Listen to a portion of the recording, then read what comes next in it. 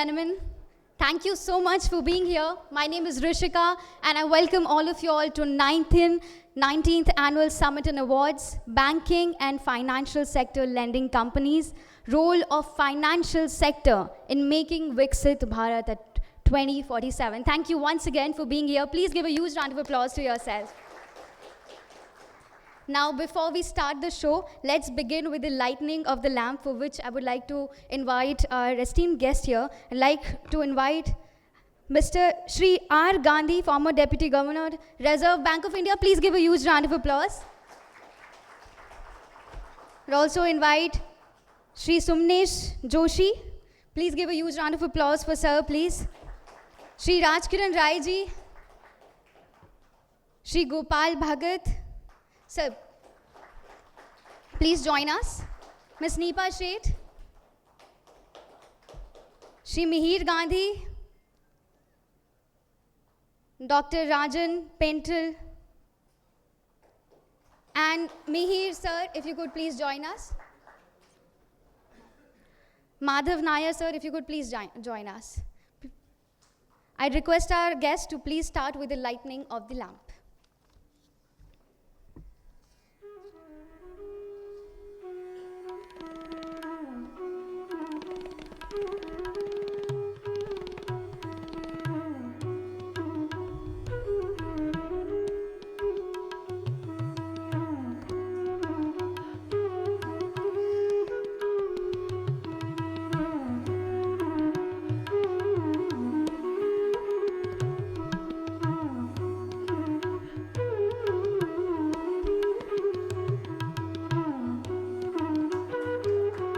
Round of applause, ladies and gentlemen.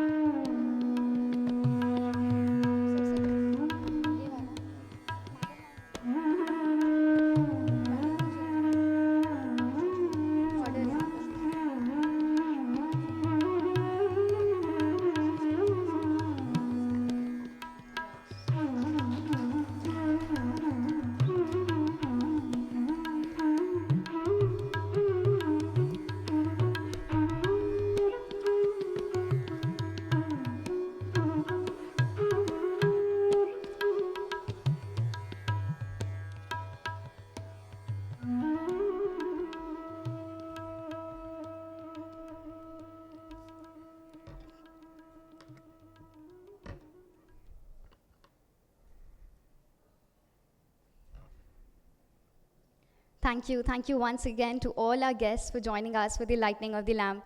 Ladies and gentlemen, once again, I welcome all of you all to the 19th Annual Summit and Awards, Banking and Financial Sector Lending Companies, Role of Financial Sector in Making Viksit Bharat at 2047. My name is Rishika Keshri, and the vision of Viksit Bharat is that of a prosperous Bharat in harmony with modern infrastructure and nature, and giving opportunities to all the citizens from all the regions of the country. The role of Indian financial industry is critical in realizing the goal of a developed nation by 2047. Earlier editions of ASSOCHAM Annual Summit on Banking and Financial Sector Lending Companies have got such a great response, and this time we're back again. So thank you once again for being here. Can we have a round of applause for all of you? Now we have a wonderful opening panel here with us, so I would like to invite our guests on stage, starting with Shri R. Gandhi, former Deputy Governor, Reserve Bank of India. Please give a huge round of applause. Thank you so much, sir, for joining us. Next up, I would like to invite Sri Sumnesh Joshi, Deputy Director General, Ministry of Communications, Government of India. Thank you for joining us, sir. Next up, it's an honor to invite Sri Rajkiran Rai ji, Chairman, ASSOCHAM, National Council for Banking and MD, National Bank for Financial Infrastructure and Development. Thank you so much, sir, for joining us. Next up, we have Sri Gopal Bhagat, Deputy Chief Executive, Indian Banks Association. Thank you so much, sir, for joining us. Round of applause. Next up, I would like to invite Ms. Nipa Sheth, Chairperson, ASSOCHAM National Council for Corporate Bond Market and Founder and Director, Trust Group. Round of applause. Our knowledge partner, I'd like to invite him, Sri Mihir Gandhi, Partner and Leader Payments Transformation PwC India. Give a huge round of applause for Sri Mihir Gandhi, please. And last but not the least, we have Dr. Rajan Pental, Co-Chairman, ASSOCHAM National Council for Banking and ED Yes Bank Limited. Thank you so much for joining us. Now it's time for the bouquet presentation, for which I would like to invite Sri Rajkiran sir to please present the bouquet to Sri R. Gandhi.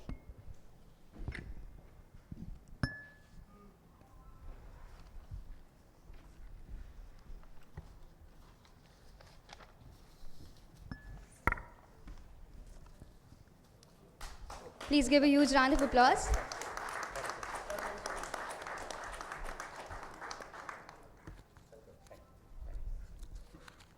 Thank you, Gandhi sir, for joining us.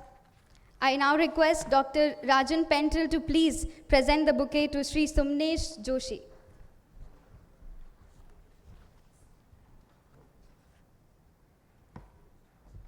Ladies and gentlemen, can we hear it?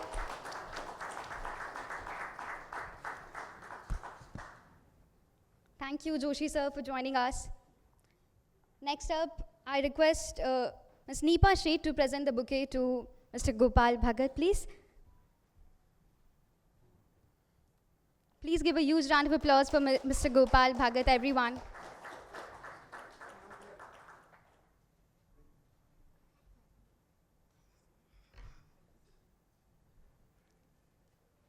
And now to present the bouquet to Sri Mihir Gandhi, I request Mr. Madhav Nair to please join us on stage. Can we have a round of applause for Mr. Madhav, please?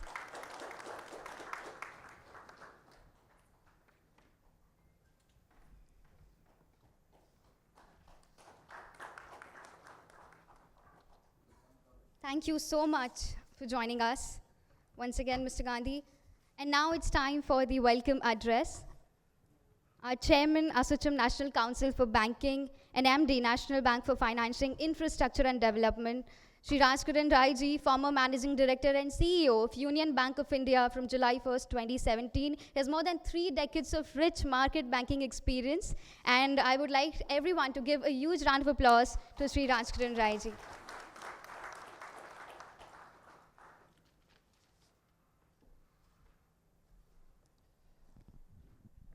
Very good morning to all and welcome. Respected Sri R. Gandhi sir, who is a regulator par excellence actually. You know, I still remember he is the one who interviewed me also for my selection as ED and MD also.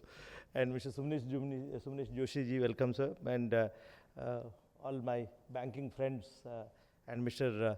Mihir Gandhi and Madam Nipa Sheth, Madam welcome. So, and all the ASSOCHAM esteemed members who are here and all the participants, there is overwhelming response for this summit from the financial sector. Welcome everyone. This is the 19th annual summit and awards on banking and financial sector lending. My special thanks to Sri Gandhi sir, former Deputy Governor, Reserve Bank of India, Sumnesh Joshi ji, Deputy Director General, Ministry of Communications, Government of India, Sri Gopal Bhagat ji, Deputy Chief Executive, Union Bank Association, for sparing their valuable time and joining us for the flashy summit and awards. First of all, we would like to take this opportunity to congratulate all the winners, runners-up, and the participants for their participation and achievement. The primary objective behind this annual summit and awards is a way to recognize, reward, and celebrate models of inclusive growth and sustainable development, as well as innovative approaches towards creating value for society and business together. The underlying principle is that banking and financial sector lending companies will highlight their accomplishments over the years. The awards seek to identify and honor companies as well as provide role models of best practices for peer groups. The aim is to recognize extraordinary work performed by the companies and highlight issues being faced by the industry stakeholders. Today's theme, the role of financial industry in making Viksit Bharat at 2047, is very topical. As India embarks on its journey to becoming Viksit Bharat 2047, it becomes imperative to create a robust and inclusive financial sector that aims at providing opportunities for all. I'll give you a bird's eye view of the sector to start with, starting from the macroeconomic context for Viksit Bharat, because today's theme is Viksit Bharat 2047. So, the vision of Viksit Bharat entails India's per capita GDP growing sevenfold in 2 decades to 2047, from about $2,700 which is now today to 18,000 to 20,000 US. The size of our economy in terms of GDP could grow to $30 trillion from about 3 trillion now. This, however, calls for sustaining high real growth of about 8% and above over decades while maintaining macro financial stability, building resilience to thrive through any traps along the way. Because when we are looking for this kind of growth, we are likely to bump into issues, and actually the groups like this have to examine these areas from that perspective also. It's not easy, as the World Bank documents in a recent report, where they say only 34 countries have made to the developed country living standards since 1990s. That is over 35 years. This is only 34 countries who could make it, because there is a term called middle income trap. Actually, we need to be very careful that we don't get there. It is assuring to note that we are on a right path. India has emerged as global growth leader with 7% and above growth in real GDP for 3 consecutive years post-pandemic, supported by robust domestic demand and investment activity. Investments are on structural upswing. At 34.8%, the share of gross fixed capital formation in GDP for the Q1 of 24-25 stood at its highest levels since Q2 of 2012-13. India's median age is significantly lower than the other economies grappling with an aging population. There's a demographic dividend we have, making our workforce share rising in the population. Moreover, with the urbanization progressing at a swift pace, the standard of living for Indians will improve at a faster pace. World Bank estimates the contribution of urban India to GDP could increase to about 70% by 2036. To India's credit, Indian policymakers have taken a distinct path. Contrary to a consumption-based stimulus route taken by advanced economies, Indian policymakers opted for an investment-driven approach, which, while supporting recovery, also helped in raising India's growth potential. The public capex has undergone 3.5 times increase in the last 5 years, mainly towards infrastructure sectors which have a high growth multiplier. This was achieved while fiscal deficit and debt to GDP are both set on a declining path. Not surprisingly, India has experienced least disruptive inflation buildup post-pandemic. At the external front, our foreign exchange reserves have already crossed a new milestone of $700 billion. Our current account balance has improved to around 1% of GDP. Indian rupee thus remains among the least volatile currencies of the world. With macro fundamentals in place, a healthy, diverse, and well-functioning financial sector is key to reduce cost of capital for enterprises. This now brings my focus on the robustness of this sector. The health parameters of banks and NBFCs continue to be strong. our bank's balance sheets are clean with GNPA ratio at 2.7%, lowest since 2011. On similar lines, the GNPA ratio of NBFC stood at 2.6% in Q1 of the financial year 24-25, down from 3.2% a year ago. Signifying adequate capitalization, the bank's CRAR is at multi-decadal high at 16.8%. Additionally, adequate buffers against volatility are being built into the system, with the provision coverage ratio and liquidity ratios following an increasing trend at 76.5% and 130% respectively. Encouragingly, the wedge between deposit mobilization and credit growth is continuously narrowing down to just over 200 basis points now, down from more than 700 basis points in the start of 2024. This reflects a targeted intervention by the regulator to address risks in certain segments of the economy. Overall, the situation appears very stable and favorable. However, certain pockets of vulnerabilities remain. First, with the increasing competition for deposits, the banks have to offer very high interest rates, are now likely to come down, but right now the banks are finding it very difficult to raise deposits at lower rates. With the external benchmark lending rate regime could make banks revise loan rates immediately when the rate cuts happen and the deposit repricing happens with a lag. So banks' interest rate margins were likely to be suffering further. Secondly, there is a need to remain focused on easing credit conditions for enterprises, particularly micro, small and medium enterprises, where credit penetration remains below their contribution to employment as well as GDP. I think that actually today, as we are looking at the awards to the different players in the system, actually there is a special focus on these areas because this is where we need interventions to increase credit to these sectors of the economy. Thirdly, the financial volatility in the market needs to be factored in with increasing variation in the growth inflation dynamics of various countries, giving rise to volatile financial flows. These are the external impact on our economy, which is we are seeing day in and day out. Fourthly, emergence of newer risk areas, namely the climate risk, cyber security risk, need to be incorporated and mitigated, requiring adequate risk management practices to be followed. Finally, an escalating tensions in West Asia. These are the geopolitical risks we have and the supply side shocks resulting from that.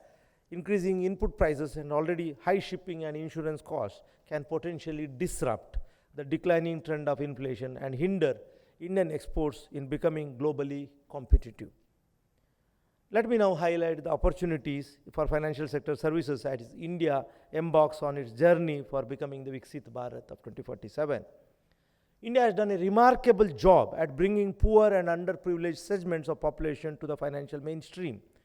RBI's Financial Inclusion Index, which holistically measures progress along three dimensions of access, usage and quality, rose to 64.2 in March 24, up from 43.4 in 2017.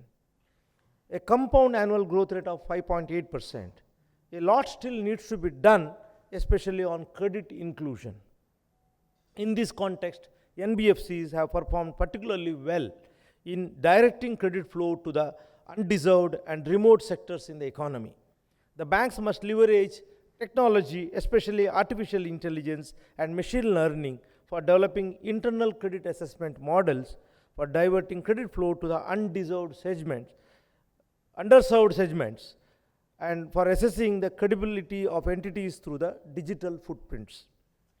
India's demographic mix, along with technological deepening, is enabling a channelization of household financial savings to non-bank alternatives. Of late, India is seen growing richer while young. Banks need to find ways to attract and retain the interest of young affluents to shore up their liability profile sustainably. Conventionally, banks had relied on mid-aged and senior citizens for deposits. Lenders need to undergo evolution from being just financial intermediaries to comprehensive financial hubs offering one-stop solutions for all. The extent of asset-based approach may not be best fit to serve New India.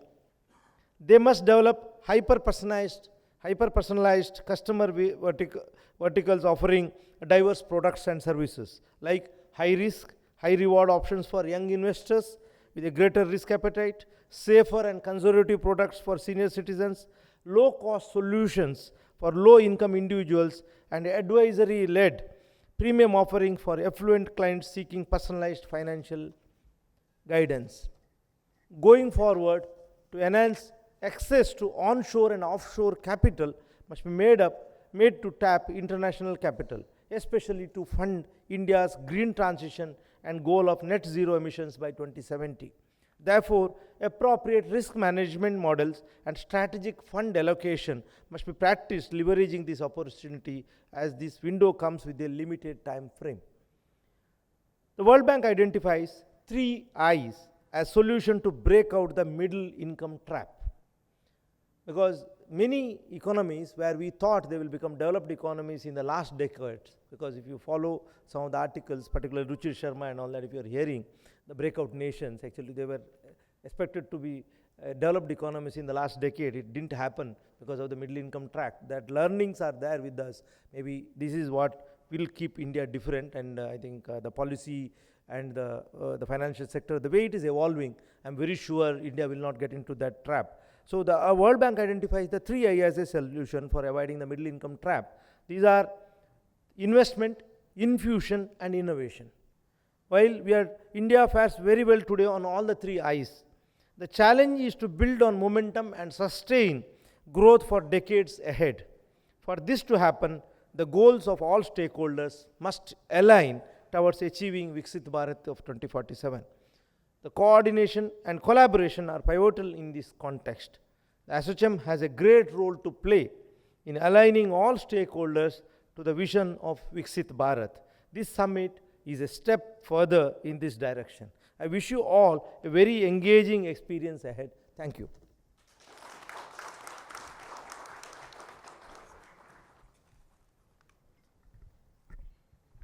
Thank you. Thank you so much, sir, for setting the perfect tone for the show ahead. Thank you once again. Can we have a round of applause, ladies and gentlemen, please? Now it's time to invite the guests for the theme address. Mr. Pentil has been a part of Yes Bank since November 2015 and is currently serving as the global head of retail banking group. He's been responsible for building a strong retail portfolio for many banks. In addition to his appointment as an executive director, Mr. Pentil will continue to spearhead the bank's retail banking portfolio. Ladies and gentlemen, please give a huge round of applause for Sri Rajan Pentil, Co-Chairman, ASSOCHAM National Council for Banking and ED Yes Bank.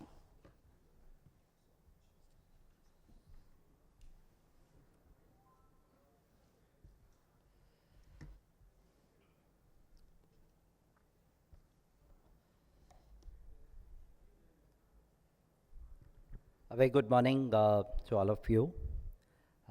Respected Shri R. Gandhi, former Deputy Governor, RBI, and also respected Chairman of Yes Bank. Mr. Raj Kiran Rai, Chairman. So thanks for a wonderful opening of the session with your keynote. Shri Sumesh Joshi, who's playing an integral role in creating the digital infrastructure for the country. He's Deputy Director, Journal, Ministry of Communication. Mr. Gopal Bhagat, Deputy Chief Executive, IBA. Ms. Neepa Seth, Chairperson, ASSOCHAM, National Council for Corporate Bonds Market, and Founder and Director, Trust Group. And the distinguished dignitaries and all the invitees, once again, a very good morning to all of you. As co-chairman of National Council for Banking, I welcome you all to the ASSOCHAM 19th Annual Summit and Awards. As India aims to become a developed nation by the centenary of its independence, the Viksit Bharat mission outlines the country's aspiration of surpassing the 30 trillion GDP mark by 47. With 5 key pillars identified to power the world's fastest growing economy towards this ambitious target. These include pursuing inclusive economic growth, improving the ease of doing business, enhancing the nation's infrastructure, augmenting social welfare, and achieving India's sustainable development goals. The domestic banking sector will undoubtedly play a crucial role in enabling broader economic participation. Among India's rising workforce age population, which is the demographic group that accounts for 63% of India's total population as of 22. So we have the youngest population of the world to fuel the entire activity.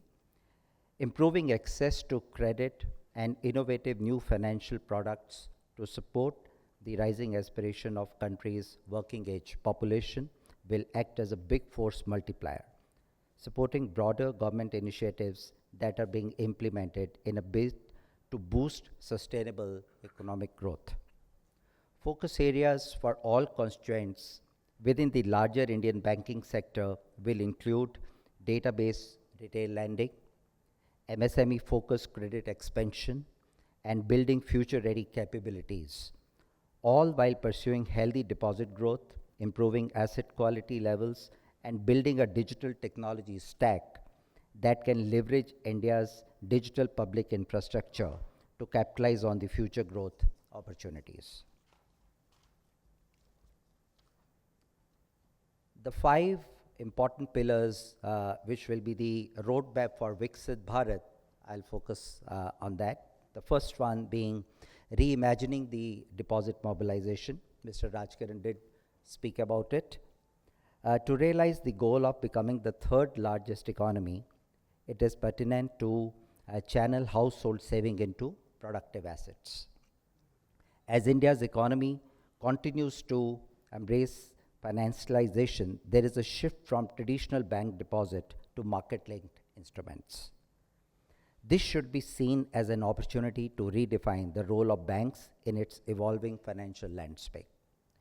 Banks will need to create innovative deposit offerings to help retain a larger pool of household deposits in search of higher returns. They should adopt a tiered approach focusing on three key segments.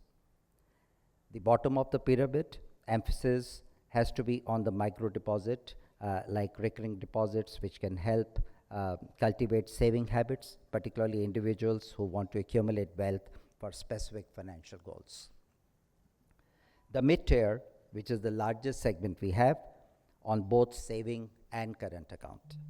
In saving accounts, bank can tailor both saving account and fixed deposits to specific customer groups like women, senior citizens, minors, and goal-based savers. The specialized deposit offering ensures that banks can cater to the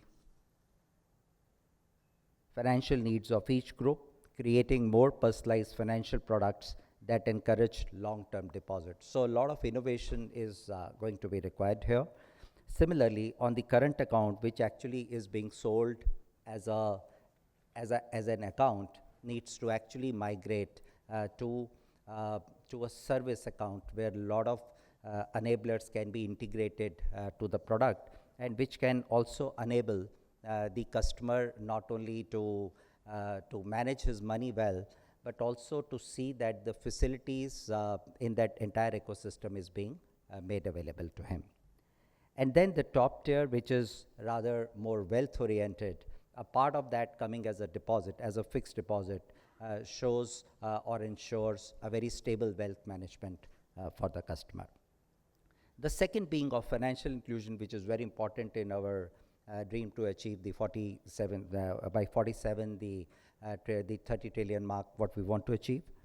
Impacting 7 out of 17 SDGs, financial inclusion is the most important enabler that can improve the lives of a major section of India's unbanked population.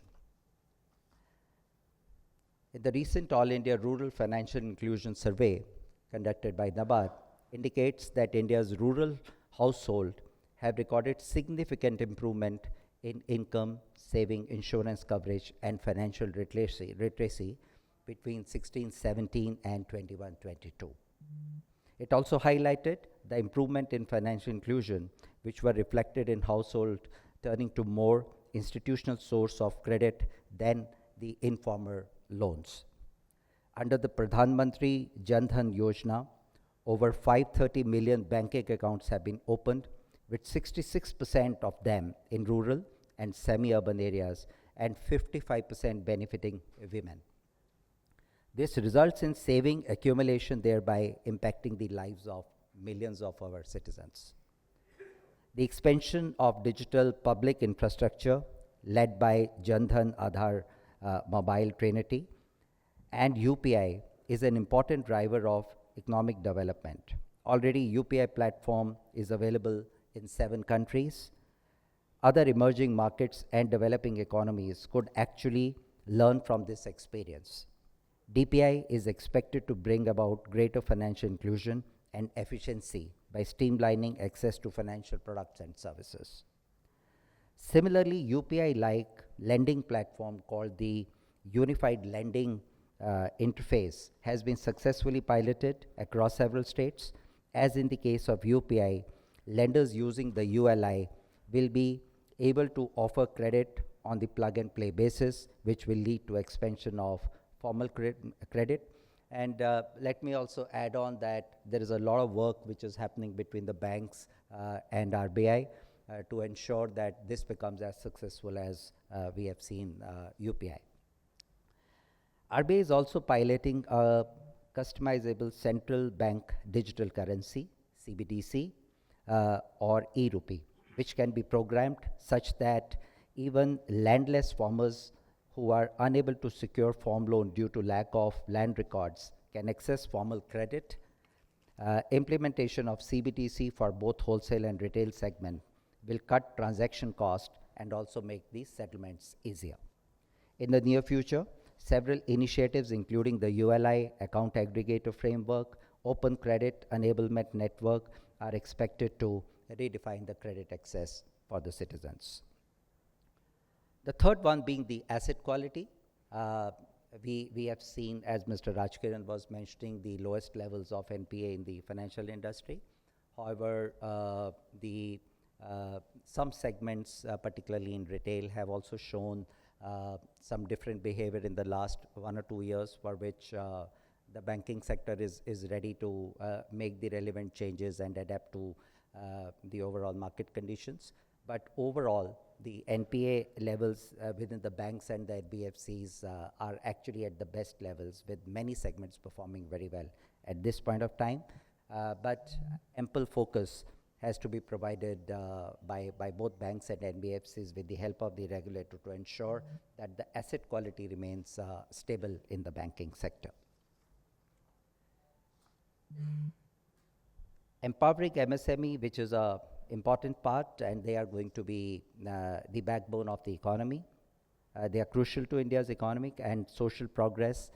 It is estimated that MSME sector accounts for around 30% of country's GDP, 45% of manufacturing output, and provide employment to over 11 crores of India's population. Nevertheless, the estimated 530 billion credit gap within the MSME sector has underscored the importance of focusing on MSME lending, with urgent steps being taken to address the credit demand at the earliest. Several government initiatives such as Guarantee Scheme, commonly called CGTMSE schemes, and rise in MSME ecosystem, digital footprint, Udyam, QR codes, UPI payments, GST, etc., have enabled MSMEs to move forward in the formal financing sector. The MSME segment, however, needs a more tailored lending approach, with traditional credit score-based lending models proving incapable of catering to the massive credit demand that remains unfulfilled as of today. For instance, sanctioning of the MSME loan can bring small business with collateral-free solutions like factoring, supply chain finance, embedded finance, etc., to tackle their working capital needs. This has necessitated traditional bank financial institutions and the new age fintech lenders to overhaul their risk assessment models so as to better evaluate credit risk associated with this highly important segment. The fifth being building the future capabilities. The Indian banking system needs to invest and develop future-ready capabilities to lead the journey towards Viksit Bharat.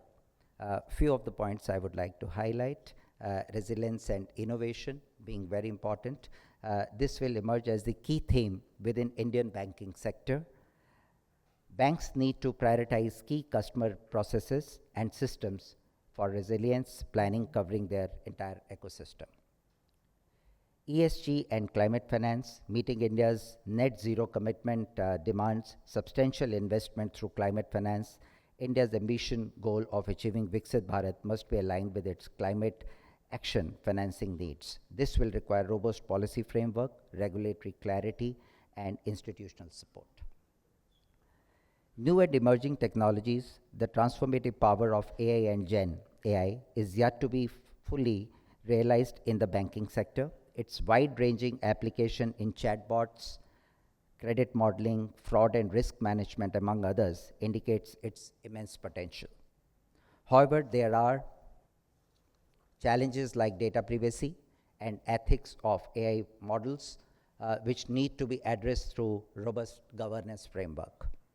Risk management, RBI in its recent report on currency and finance has also cautioned against key challenges due to digitization and rise of emerging technologies. Cybersecurity, data privacy, data bias, vendor and third-party risk, and customer protection, for which there is a need to scale up regulatory and supervisory framework to address the emerging risk. Continuous skill development, bank needs to address skill gaps to assess new and emerging sector. Establishing center of excellence in collaboration with multilateral development banks could be a positive step forward in this direction. In conclusion, the banking sector is in an inflection point led by changing customer preferences, technology, and innovation. This requires significant reimagination of value proposition to customer through innovative products, hyper-personalization, and customer service built on a bedrock of transparent governance, prudent risk management, and strong compliance architecture.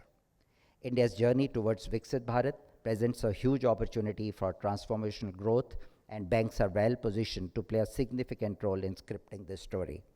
Today, we have several distinguished speakers among us who will deliberate the need of some of these key themes during the day. I encourage you all to participate in this insightful session and make this summit a grand success. Thank you very much.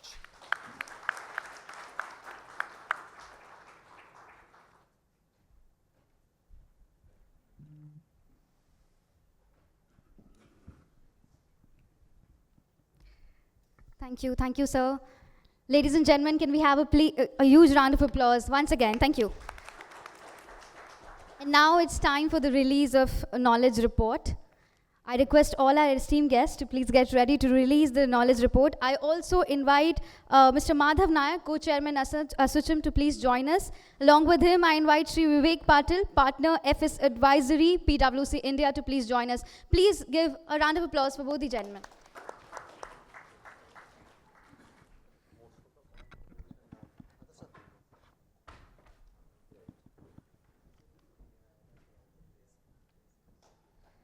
That's the knowledge report.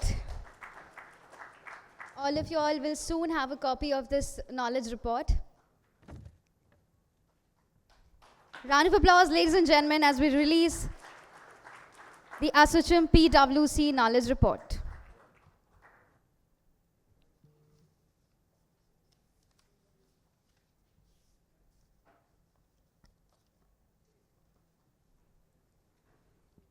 Thank you so much to all our guests. Please have a seat.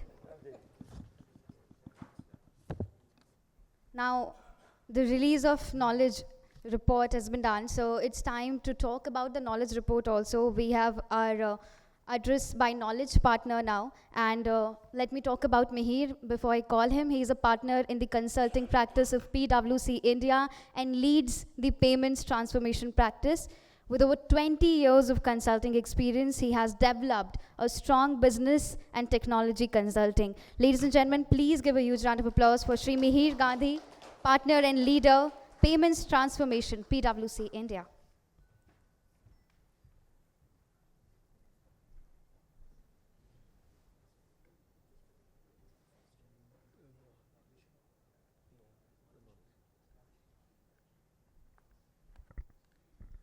Good morning, everyone. It's great to be here, and thanks for the opportunity to be the knowledge partner and the evaluation partner for this event. It's been a great journey being associated with my fellow panelists. We've had multiple rounds of discussion on the awards, the evaluation process. We got a lot of valuable feedback and inputs from them. And also, we've incorporated a lot of those points in this report that we recently released right now in front of you. So I will be taking you through the key highlights of the report, and then the reports will be available for you to read at your leisure time, also online, so we will send the link.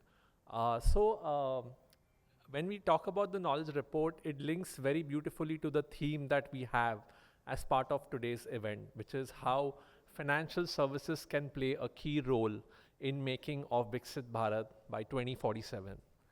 My fellow panelists have already addressed a lot of the important points which I wanted to highlight as part of this, but I will anyways take you through that. So when we talk about Viksit Bharat, right, there are a few key important points that we need to keep in mind. One is the demographics of the four key segments that will constitute or are important to enable this journey. The first is the Yuva, which is the youth. The second is the people who are below the poverty line or the lower income group. The third is the women segment, which currently needs to be served very well. And the fourth is the farmers who also need specific products from financial services to serve them. So these are the four customer segments that need to be specifically focused on, in addition to the ones that we already have. We are also talking about the economic progress. My fellow panelists already said that we are at 8.5% growth, and we need that growth momentum to continue for the next 15, 20 years to reach by 2047 to reach the status of a developed economy and a developed country across the world. How will we achieve that? So there are different focus areas, but from a financial services sector perspective, I think specific focus on financial well-being beyond inclusion, which is one of the key themes or points which is covered as part of our report. Digital public infrastructure, we will talk about this as we go along, and the regulation and compliance. A lot has already been done on the regulation side, and we are on the right path. We are taking a lot of guidance and inputs from the regulator, and we will continue to do so. So if we go to the key segments or elements of this report, there are 7 key elements that we've tried to cover. Again, this is based on inputs from some of the fellow panelists. We've also had some discussions with the industry bodies and the regulators. So the 7 themes that we have is, first is the access to credit, right? How do we offer credit to those segments of the population which are currently not having full access to formal financial credit? So people who have access of CIBIL score of 700 and above, they already have access to credit. But how can we target the population which does not have easy access to credit, which are below 700 CIBIL score, and banks, financial companies need to have a specific focus to serve them. Second is financial well-being versus inclusion. So till now, the entire theme in India has been on financial inclusion, where we are trying to give a bank account or a card or a wallet or a UPI to segments of the population. And almost 600 to 700 million of the population today have access to financial inclusion, which is almost 75% of the eligible target population if you remove the children from that category. So what we are saying now is we need to go beyond financial inclusion and go to financial well-being. And what do you mean by financial well-being? It is basically giving the right product for the right customer thinking about them first rather than trying to push a standardized product to them, and customizing and innovating a lot of new things which may not have been thought about till now, but are very much required, and bundling of different products like a bank account, insurance, wealth management, etc., for that particular person or that segment of the population. So I think moving to financial well-being in the next 20 years, 15 years will be very, very important, so that we go one step higher from financial inclusion to financial well-being. The third key element that we wanted to cover is inclusiveness and interoperability of a lot of products and systems that we already have. So I think we have a lot of products, but how do we make it more open? How do we make it more inclusive? It is again linked to the earlier point of customizing some of these products like a bank account or a fixed deposit. Can it be given to certain segments of the population which today may not have access to that, right? So for example, I'll tell you an example of a credit product or a credit card, right? So credit card or a credit product is not easily available for everyone. Today what banks are doing is they are doing some innovation in form of, if the person is not eligible, can they give a fixed deposit linked credit product to them and give them access and bring them in the formal credit segment. So innovations like this will have to be thought about and further built on to make it more inclusive and interoperable. The fourth is driving growth in manufacturing. Manufacturing is a key pillar to achieve our Viksit Bharat by 2047. How can financial services play a key role in enabling them? Today we are enabling credit to a lot of manufacturing units, but there are specific segments of the population which need attention. And we have tried to cover that in the report and call out those segments like the women self-Mahila group, which wants to get into manufacturing but does not have access to financial credit. So we have called some of those points out in the report, and we hope they are attended to and focused on by our financial services industry. The next is on DPI.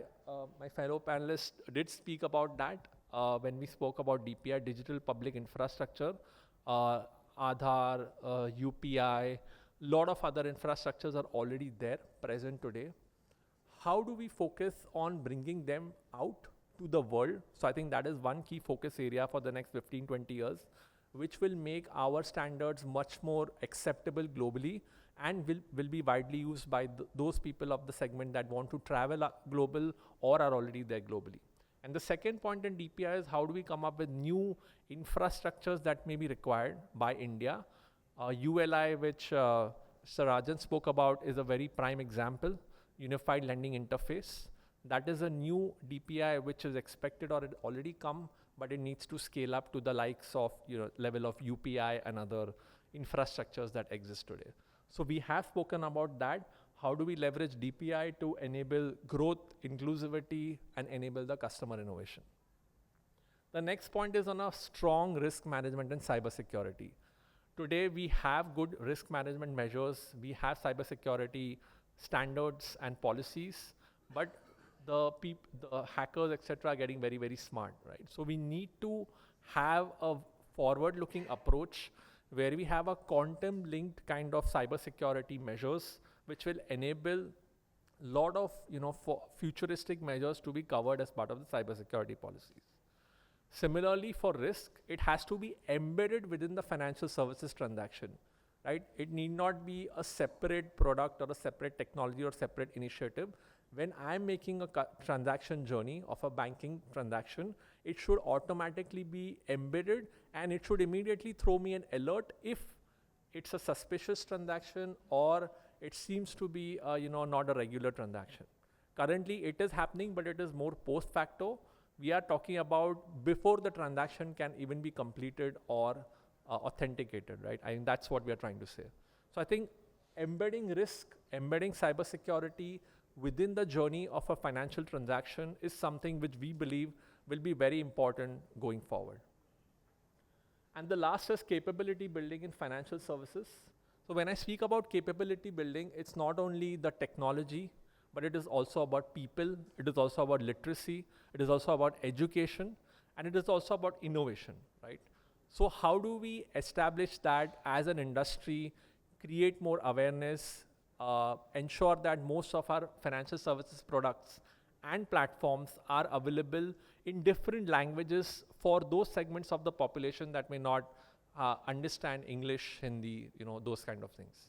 So that is one. Second is, how do we give or embed training within the colleges and schools to have financial services, banking, fintech, etc. courses as part of their main curriculum.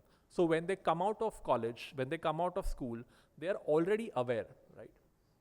So I personally go and speak in a lot of schools, a lot of colleges, give them a lot of talks. There are so many interesting questions that they want to understand, especially the school children on, how cybersecurity is, what is cybersecurity, what is fraud.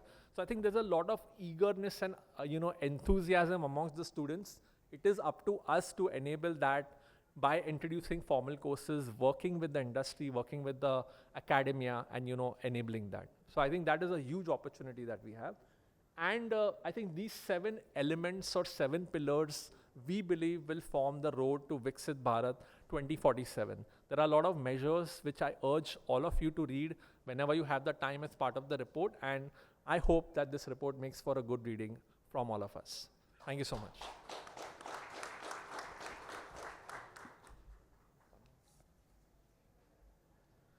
I quickly want to also talk about the evaluation criteria for the awards. So as I mentioned earlier, we were part of the evaluation process and we conducted that. We have taken the inputs of the esteemed jury. Most of them are sitting here in terms of what are the different categories, what is the process, how are the nominations being sought. So I wanted to give you a quick overview of that, right? So when we started the journey for the awards, we looked at different kind of categories that are relevant from banking and a financial services space. So we have 6 different categories that we have identified, which are important and which we believe should be recognized for the financial services companies. First is on best overall performance by banks or NBFCs. This includes the overall size, scale, volume, growth, profitability, etc. Second is on the best digital performance and innovations. So which is the company or which is the entity that is doing very well on digital performance, on ensuring a digital first approach to make the customers more comfortable. Third is the best customer experience. This includes your UI, UX, how they are received on the App Store, the Google Store, etc. And how that is being taken forward, including the security. Fourth is on risk and cybersecurity initiatives. So we called for nominations from entities that they believe are important from a risk and cybersecurity. Fifth is ESG, which is environment, social, and governance. I think these are very, very important. And these are the different things that will happen going forward. Financial services as an industry has to take note of this, has to develop different products on the green products, as we call it, the green bonds, the green deposits, etc. And a lot of innovation is already happening. So we invited nominations from this. And sixth is on the best innovation and partnerships. So which is the entity that is innovating a lot, which has a lot of good partners, etc. And how you can get them onboarded. We categorize into 4 different types of segments. The first is large and mid-sized banks. Second is the small banks, and this is again based on the asset classes and the revenue top line that they have. Third is small finance banks, RRBs, and payment banks. And fourth is NBFCs, digital payments, and lending firms. So these were the 4 different categories. We received a total of 85 nominations across this 6 award categories. And we have shortlisted with the inputs of the esteemed jury 1 or 2 per category. So I think that was the broad overview of how we did it. We did go through multiple rounds of discussion between the jury and us, and this is based on the inputs that we have received. So thank you so much for the opportunity, and all the best for the day ahead.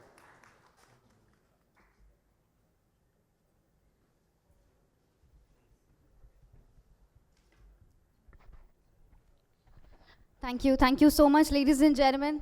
That was a knowledge report. I'm sure you guys have the copy, and thank you so much. Give a huge round of applause, ladies and gentlemen.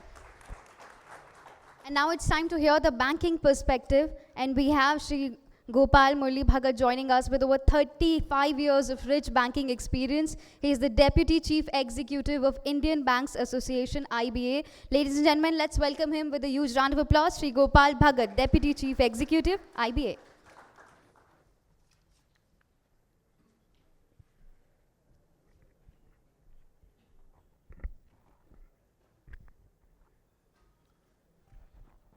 A very good morning to all of you.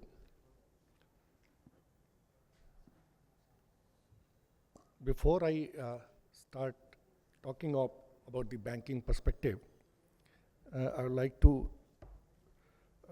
say once again, very good morning to the dignitaries on the dais, Shri R. Gandhi, former Deputy Governor, Reserve Bank of India, Shri Rajkiran Rai ji, Chairman, ASSOCHAM, National Council for Banking and MD, National Bank for Financing, Infrastructure and Development, Shri Sumesh Joshi ji, Deputy Director General, Ministry of Communication, Government of India, Shri Rajan Pental, Co-Chairman, ASSOCHAM and ED Yes Bank, Shri Mihir Gandhi, Partner and Leader, Payments Transformation, and Madam Nipa Sheth, Chairperson, ASSOCHAM, National Council for Corporate Bond Markets.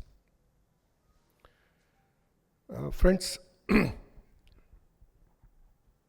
at macro level, the numbers are very encouraging, as mentioned by Shri Rajkiran ji in his welcome address. You can look at any number related to GDP, inflation, per capita income, forex reserves, or you look at balance sheets of banks, NPAs, growth rates, or the growth in liability structure, all are very encouraging. Thereafter, we heard Shri Rajan, and one very good point he mentioned, I just like to say something about that also, that I think we are moving away from identifying our customers by saying that they hold a savings account with us or a current account with us. I think now the way we are moving ahead, perhaps we are looking at having a relationship for financial services. So if you are a customer of a bank or an NBFC, I think what is needed is to look at that customer from the angle of relationship for financial services with that particular customer. So long we remain confined to saying that we have a savings account, current account, or a loan account, or payment services, I think we'll be doing injustice, and perhaps we will be missing out on many wonderful opportunities which are coming on our way. The report presented by PwC, I think really appreciable. It draws attention to the good things happening in the market. There are challenges, of course. There will never be a scenario in any economy, any society, when we don't have any challenge. And these are the challenges which give opportunities to grow. Sometimes, when we look at, Gandhi Sahib is here, from Reserve Bank of India, priority sector targets, are still being given to the banks. And these targets are given because perhaps banks on their own were not keen on going to these sectors. That is why government gives some targets and they monitor it and they penalize also.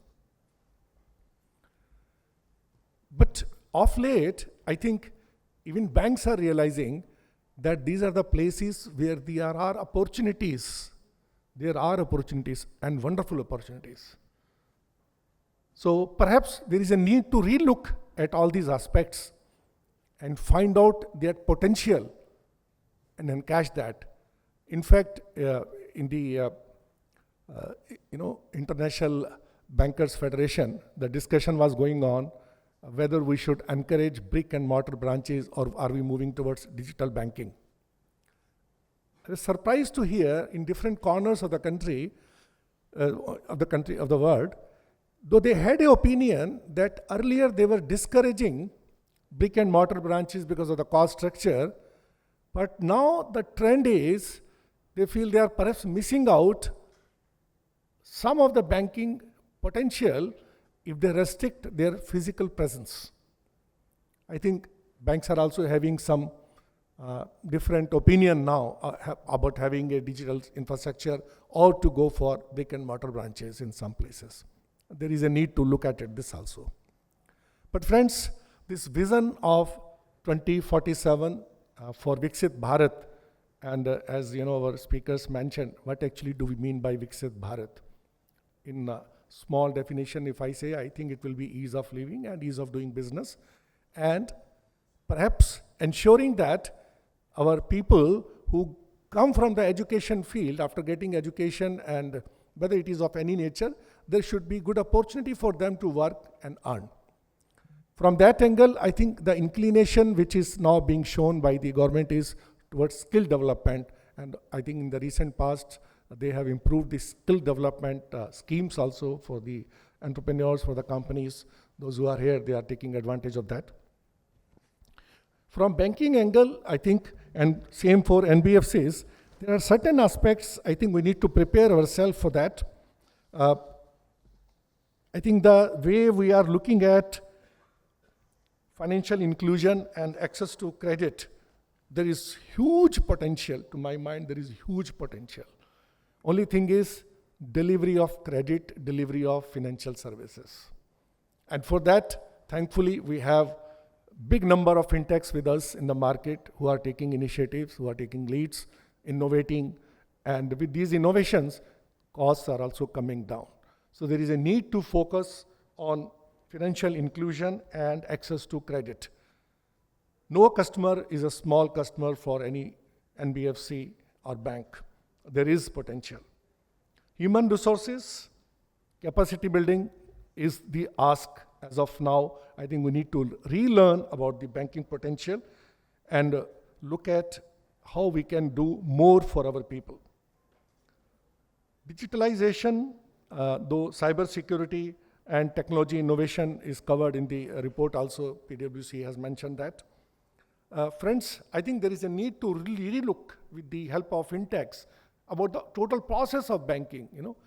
Gone are the days, when we used to do physical banking and we were taking huge number of documents. With the enablers, with the infrastructure in place now, as far as law is concerned or technology is concerned, I think there is a need to relook at the whole process of delivery of credit, whole process of, making these products available to the customers without any delay, like at the time of need, they should be able to access. Strengthening risk management, governance, and audit standards, that is another aspect where I will think bankers and NBFCs need to focus, because survival of banks and NBFCs is always critical. It is required. So growth definitely is required, but survival is more important. So for that purpose, I think there is need, and we continue to focus on risk management, governance, and audit standards.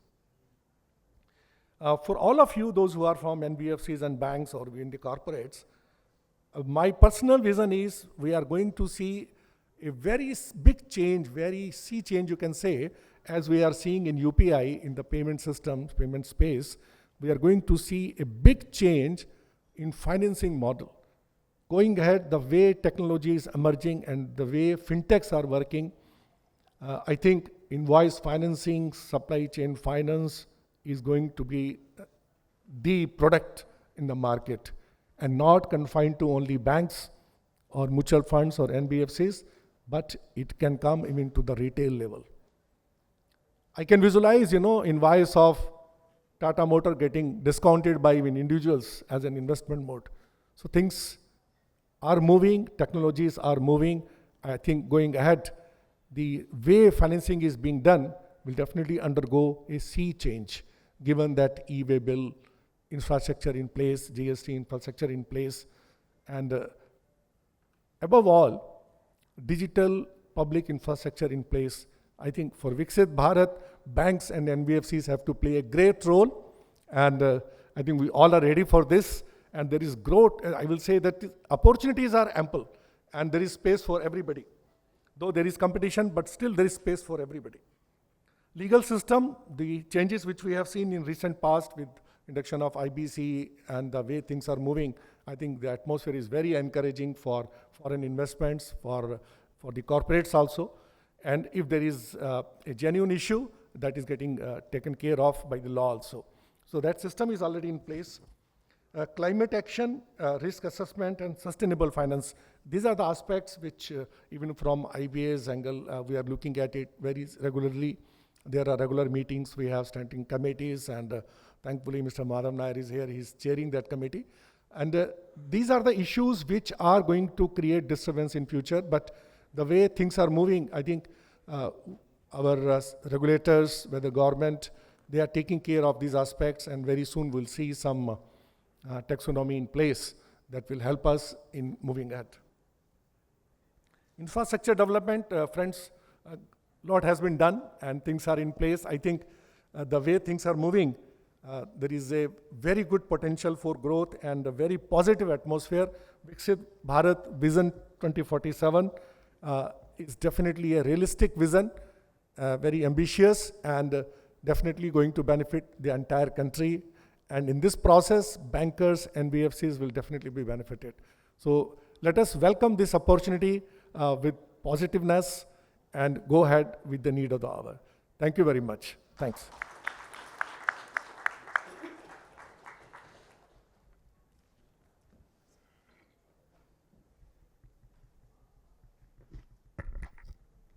Thank you so much for sharing the banking perspective there. Please give a huge round of applause for Gopal sir.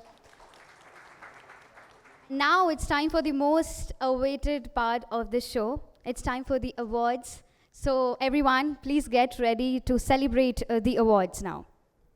Our first category is Best Overall Performance. And the winner in large and mid-sized banks is IndusInd Bank Limited. Please give a huge round of applause. I request all our guests to join us for Somnesh sir, R. Gandhi sir, Rajkiran Rai sir.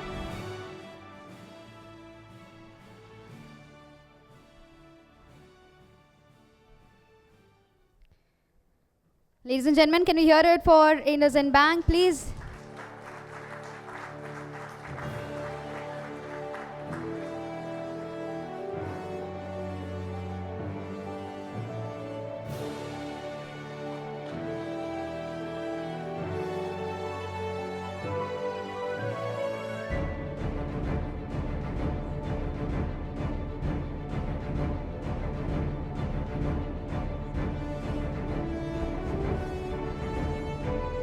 Thank you so much.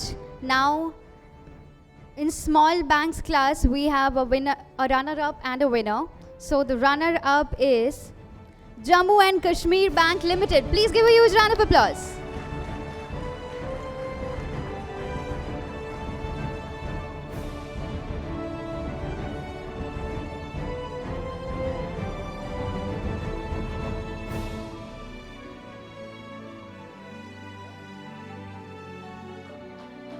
Ladies and gentlemen, can we hear it for Jammu and Kashmir Bank Limited? Congratulations there. Thank you so much. Now the winner in small banks class is Karur Vyas Bank Limited. Give a huge round of applause.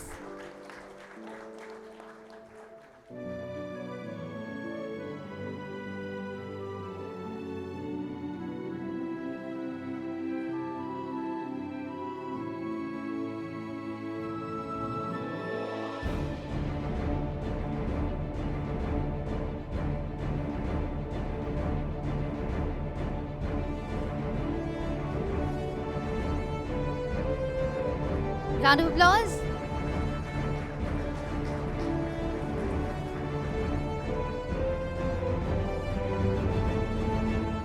Thank you so much. Congratulations once again. Now in the class Small Finance Banks, RRBs, Cooperative Banks and Payments Bank, we have a runner-up and a winner. And the runner-up in this class is Airtel Payments Bank. Give a huge round of applause.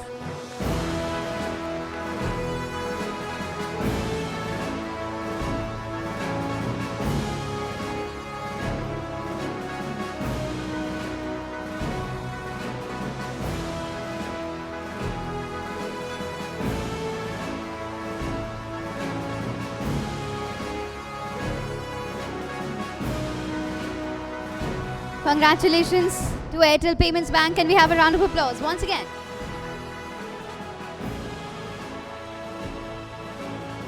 Thank you so much. Moving on, it's time to call upon the winner in this class, and the winner is Andhra Pragati Gramin Bank. Give it up.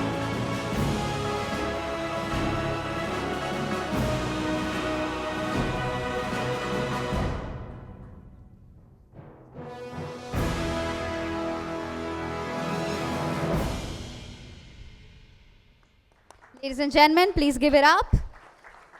Congratulations to Andhra Pragati Gramin Bank. Thank you so much. Moving on to the next class, NBFC's digital payments and lending firms. We have 3 runner-ups and 1 winner in this category. Our first runner-up is iFinance Private Limited. Give it up.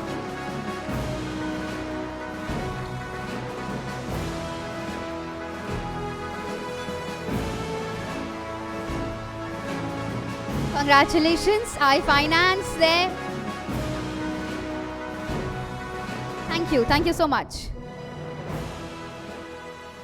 Moving on to our second runner-up, here we have Fusion Finance Limited. Please give a huge round of applause.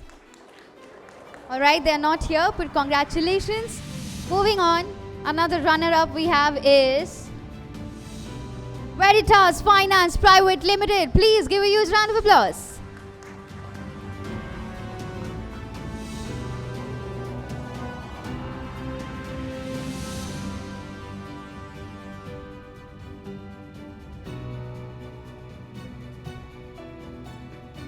Congratulations. Veritas, can we have a round of applause, ladies and gentlemen?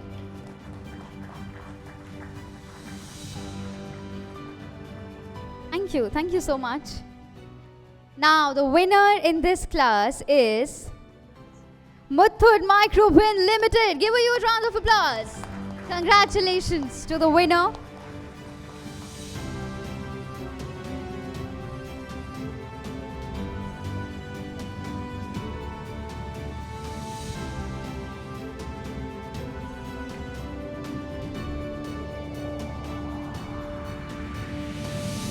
Can we have a round of applause, ladies and gentlemen, please? Thank you so much. Thank you once again. Moving on to the next category, which is Best Digital Performance and Innovations.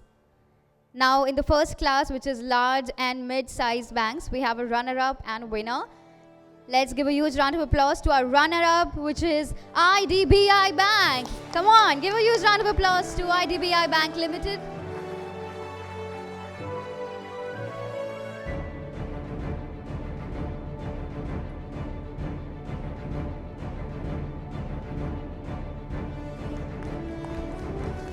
Congratulations, IDBI. Thank you so much.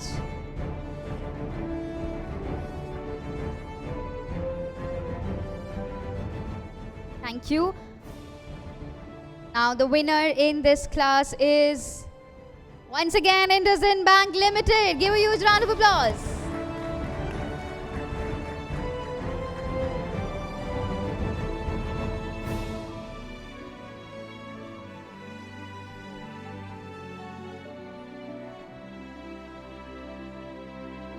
Congratulations. Can we have a round of applause?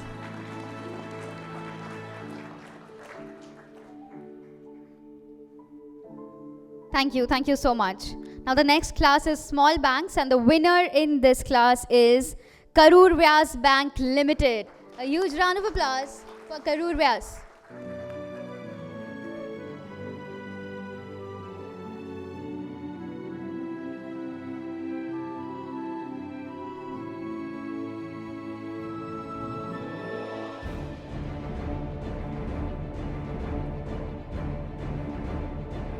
Congratulations once again. Thank you so much. Thank you. Thank you. Moving on to the next class, which is small finance banks, RRBs, cooperative banks and payment banks. We have 2 runner-ups and 1 winner, and our first runner-up is Airtel Payments Bank. Give it up once again.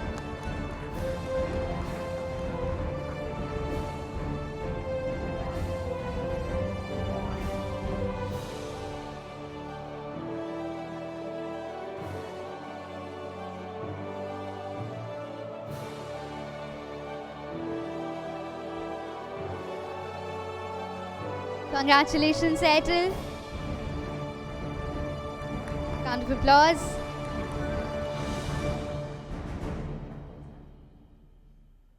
Thank you so much. Moving on to our next runner-up, which is Rajasthan Marudra Gramin Bank. Please give a huge round of applause.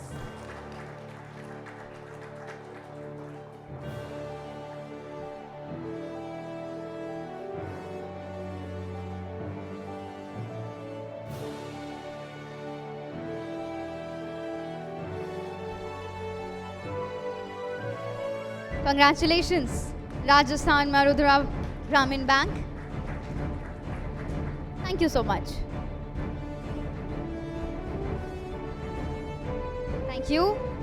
It's time to call upon the winner in this class, and the winner is Andhra Pragati Gramin Bank. Please give a huge round of applause.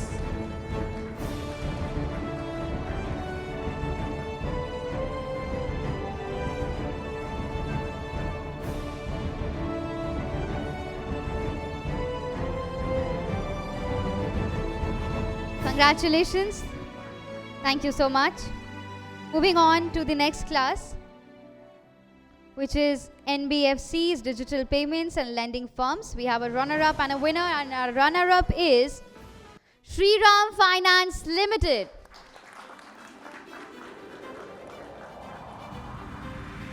Anyone from Shriram? Yes.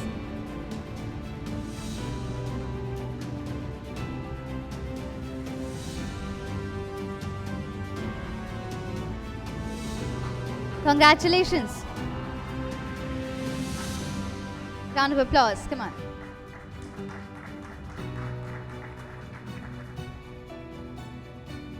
Thank you so much. The winner in this class is now Aditya Birla Finance Limited. Give it up.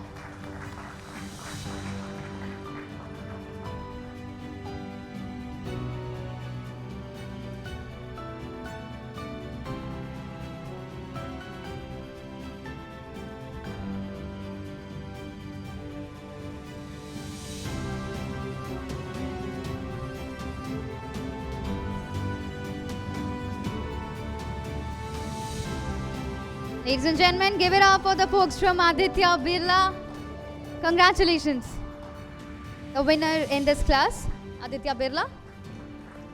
Thank you so much. Thank you. Moving on to the next category, Best Customer Experience. Our first class is large and mid-sized banks, and we have a runner-up and a winner. The runner-up in this class is Bank of Baroda.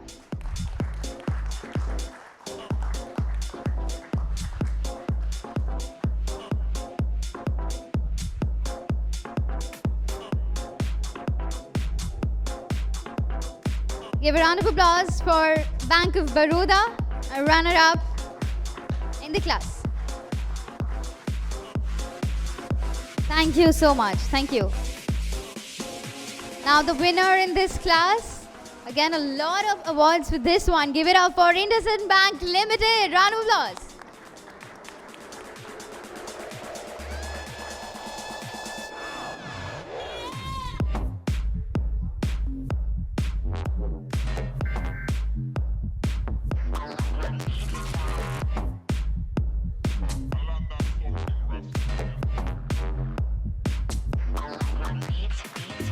That's the team, guys. Please give a huge round of applause for our winners, IndusInd Bank Limited.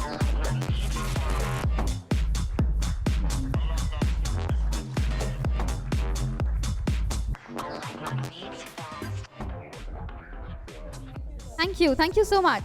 Congratulations there once again. Moving on to our next class, which is small banks. We have a runner-up and winner once again here, and our runner-up is Tamil Nadu Mercantile Limited. Please give a huge round of applause.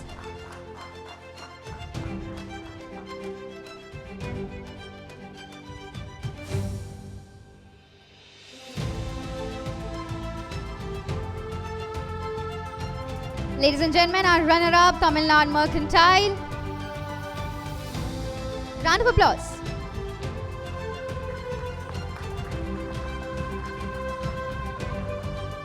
Thank you so much. Congratulations there once again. Thank you. Moving on to the winner in this class. And the winner is once again Karur Vyas Bank Limited.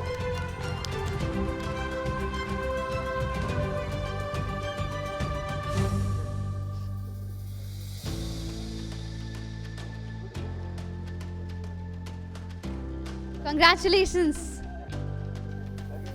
Another award for Karur Vyas here. Give it up, ladies and gentlemen. Come on, let's do it. Perfect.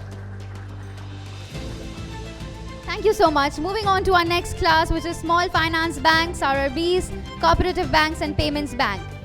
Our runner-up in this class is Paytm Payments Bank. Give it up.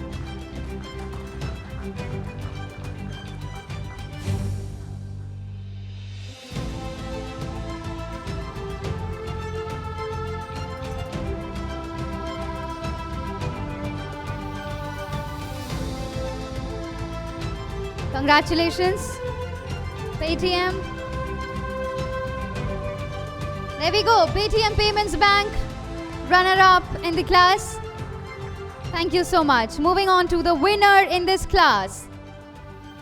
Ladies and gentlemen, the winner is Kerala Grameen Bank. Give it up.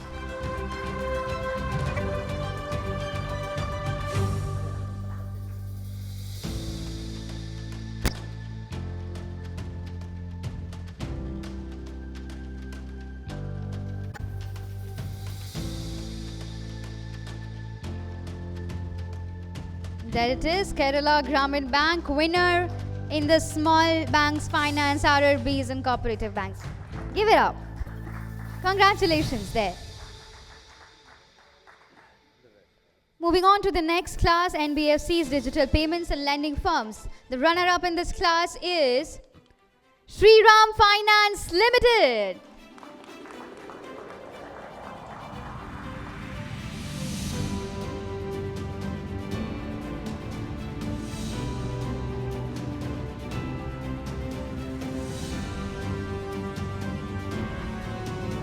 Congratulations to Shriram Finance there. Round of applause.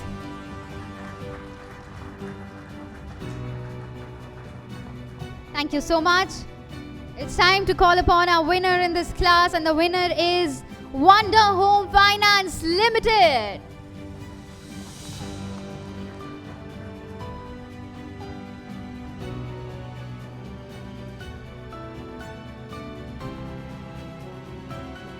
Congratulations there, Wonder Home.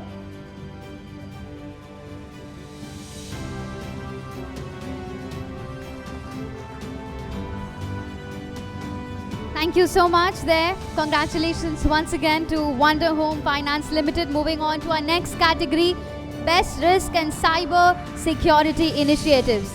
Our first class is Large and Mid-sized Banks, and the winner in this class is Central Bank of India. Give it up.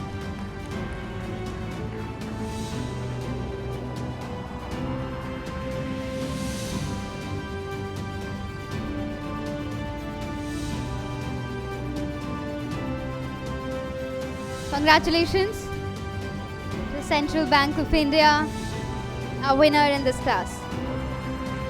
Put your hands together, everyone.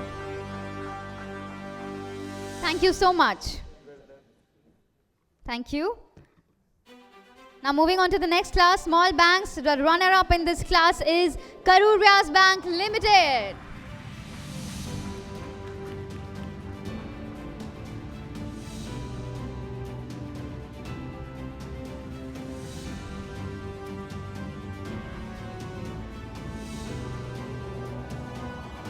Congratulations once again. Round of applause. Thank you. Now to celebrate the winner is Bank of Bahrain and Kuwait BSC. Give a huge round of applause.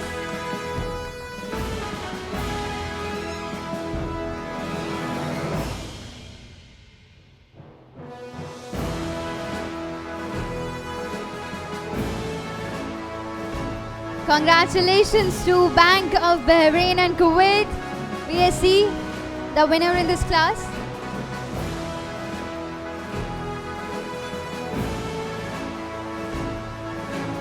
Can we hear it for them? Come on everyone, put your hands together.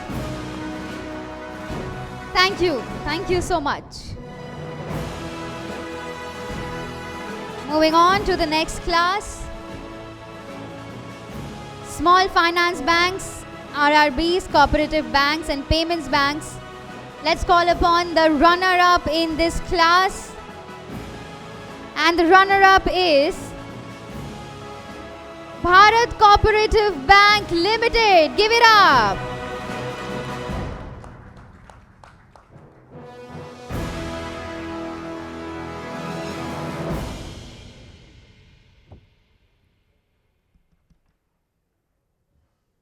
There we go. Bharat Cooperative Bank, a runner-up.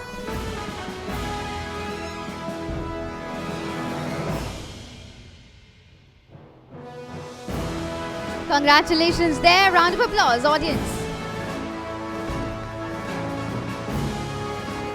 Thank you so much. That was the runner-up in the class. Moving on to the winner.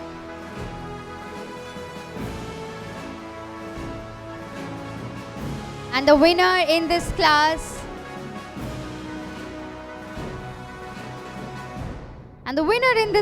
is Airtel Payment Banks. Give it up. Airtel Payments Bank once again.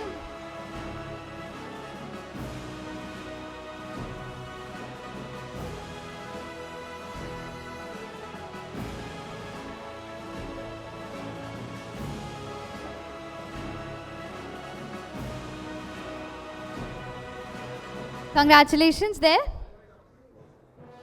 Can we hear it for Airtel? Thank you so much. Moving on to the next class, NBFC's Digital Payments and Lending Firms. We have a winner in this class, and the winner is Veritas Finance Private Limited. Give it up.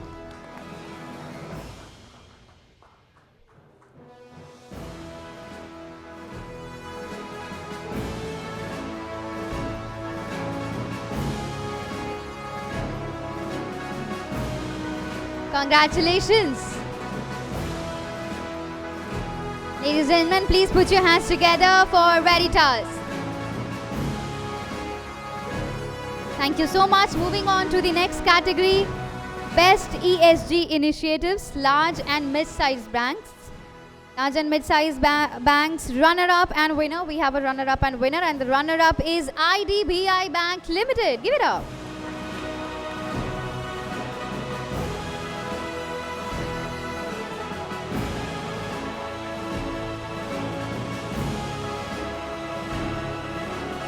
Congratulations to IDBI. Thank you so much. That was our runner-up. Moving on to the winner in this class. And the winner should grab a front row seat because there's quite a lot for them today. Give it up for IndusInd Bank Limited.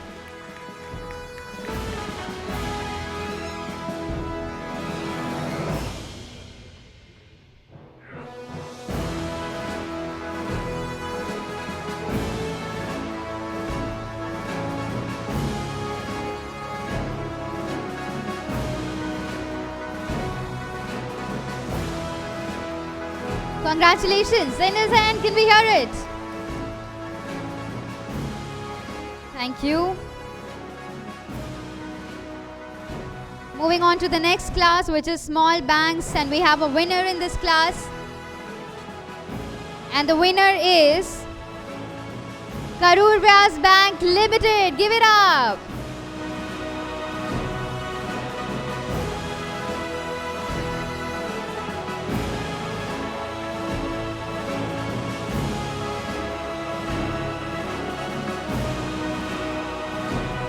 Congratulations, sir. One more for Karur Vyas there. Can we have a round of applause, please? Thank you so much. Moving on to the next class. Small finance banks, RRBs, cooperative banks and payment banks. And we have a winner in this one once again. And the winner is AU Small Finance Bank Limited. Give it up.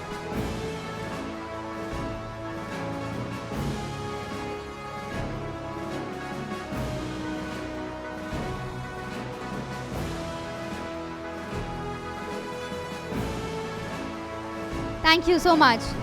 Moving on to the next class, NBFCs, digital payments and lending firms.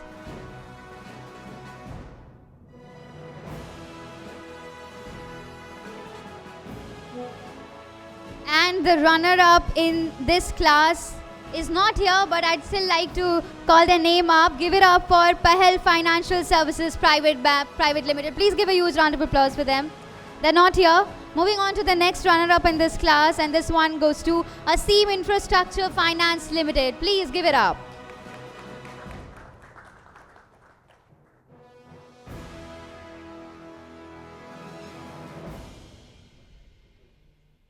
Congratulations there.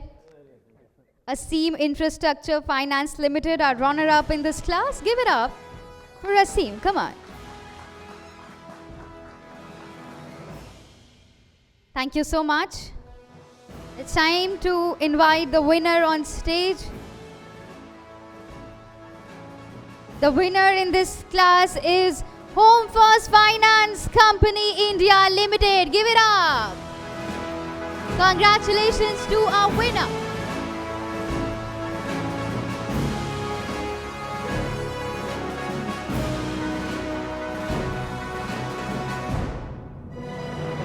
Thank you so much there. Please give a huge round of applause for our winner, ladies and gentlemen. Thank you, thank you. Now it's time to go to the category 6, which is also going to be our last category of awards for today. Best Innovation and Partnership Initiatives. The first class is large and mid-sized banks. And the winner in this class is IndusInd Bank Limited. Give it up.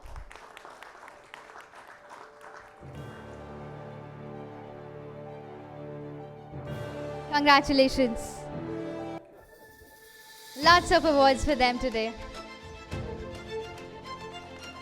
Ladies and gentlemen, please put your hands together for IndusInd Bank Limited, the winner in this class. Thank you so much. Moving on to the next class, small banks. And we have one winner in this class, and the winner is Karnataka Bank Limited. Give a huge round of applause.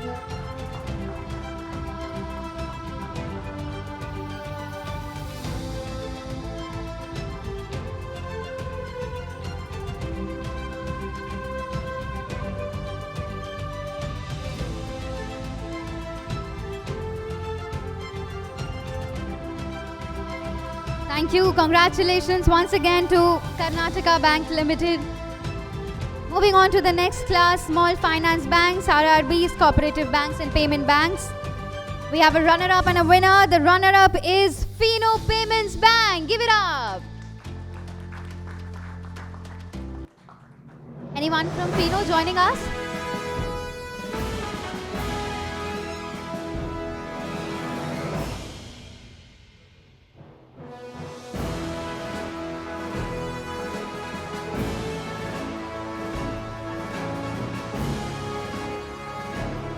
Congratulations to Fino Payments Bank. Ladies and gentlemen, can we please give a huge round of applause to Fino, our runner-up in the class. Moving on to the winner in this class, and the winner is Kerala Grameen Bank. Give it up.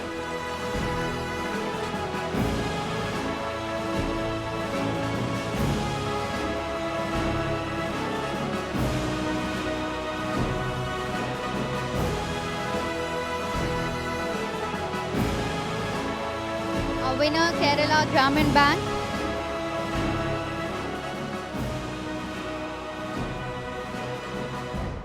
Congratulations to Kerala Grameen Bank.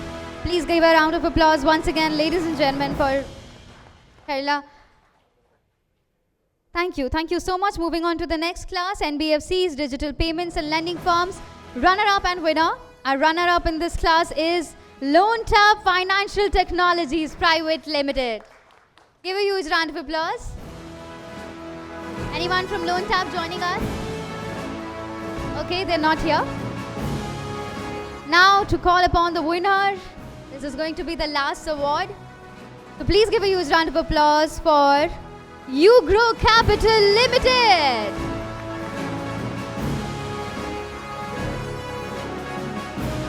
Meanwhile, I request all the winners to come near the stage. We're going to take a group picture afterwards.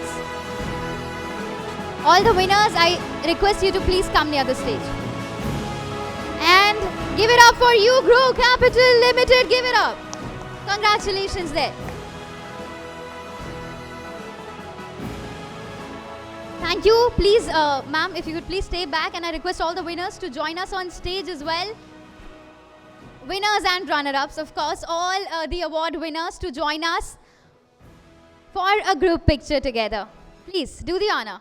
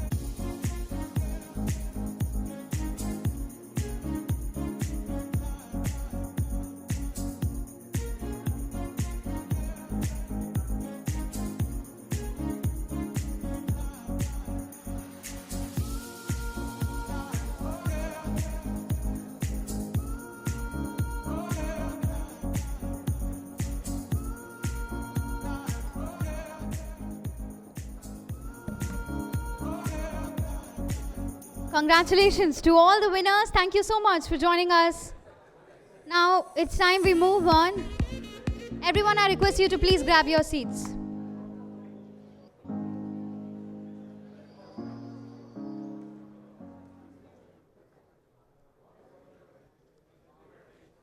Everyone, please be seated. It's time for the special address. And we have the Deputy Director General, Ministry of Communications, Government of India joining us. He's working in area of expanding 5G use cases and ensuring the connectivity. And it's an absolute honor to have him here for this special address. Please give a huge round of applause for Shri Sumnesh Joshi. Ladies and gentlemen, can we hear it? Come on. Everyone, please give a huge round of applause. Can I hear it? Thank you.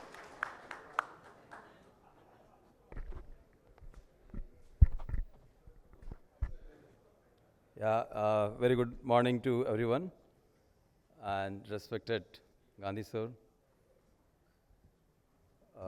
Rajkaran ji,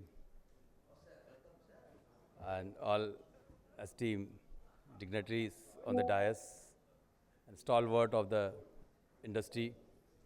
So very good morning, and the theme of today's event is the financial services in the Viksit Bharat, that is the 2047.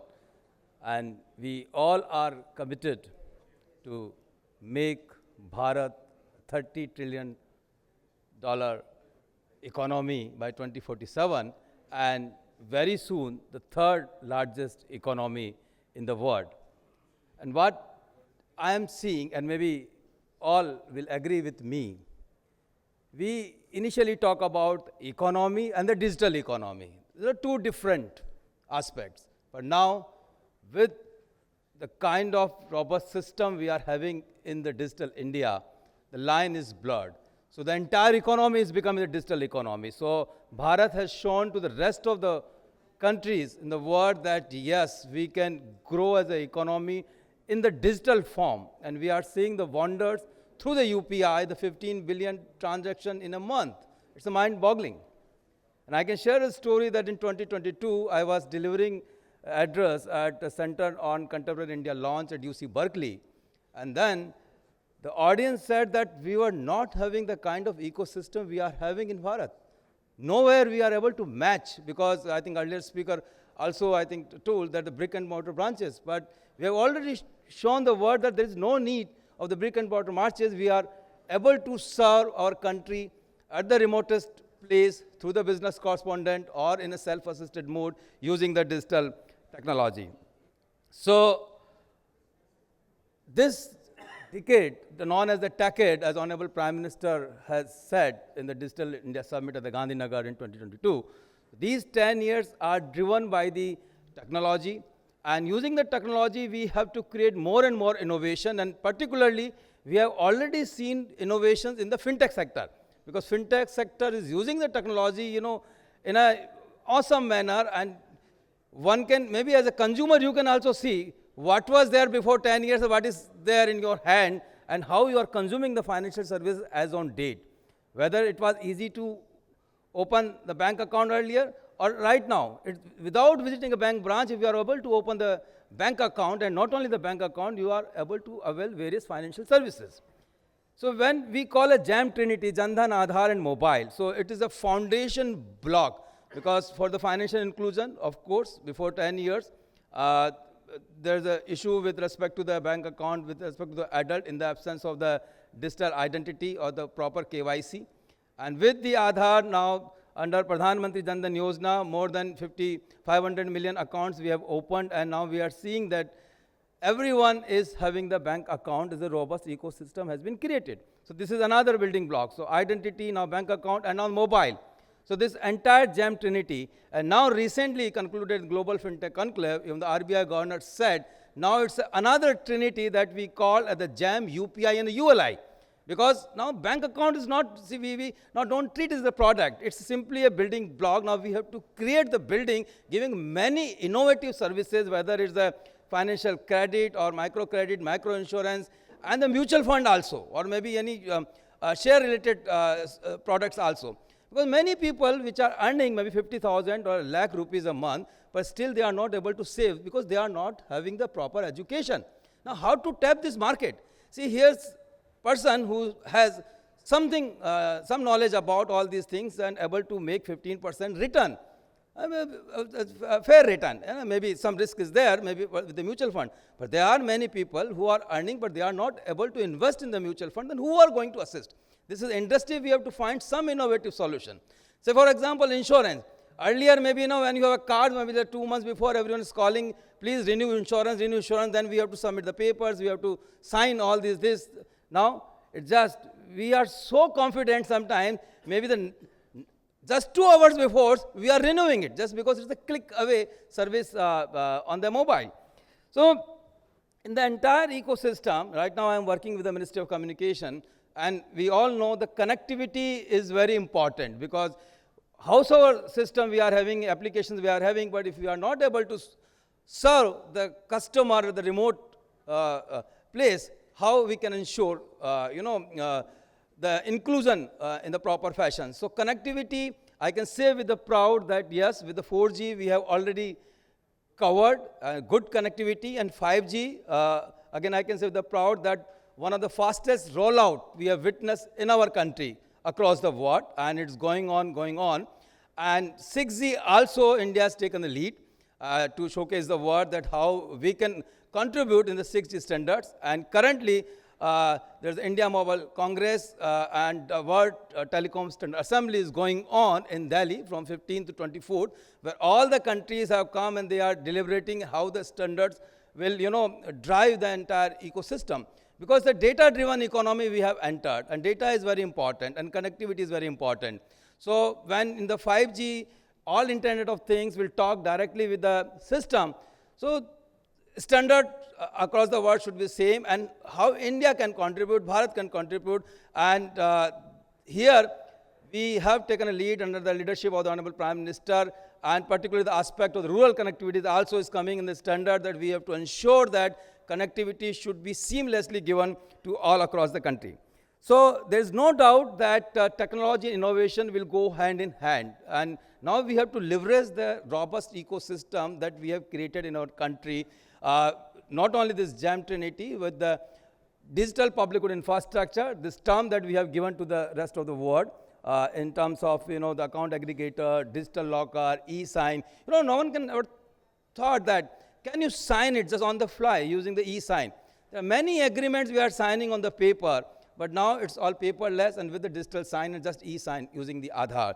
So, and then in our country there are many languages. 16 official languages are there. So it's a really issue. Maybe that's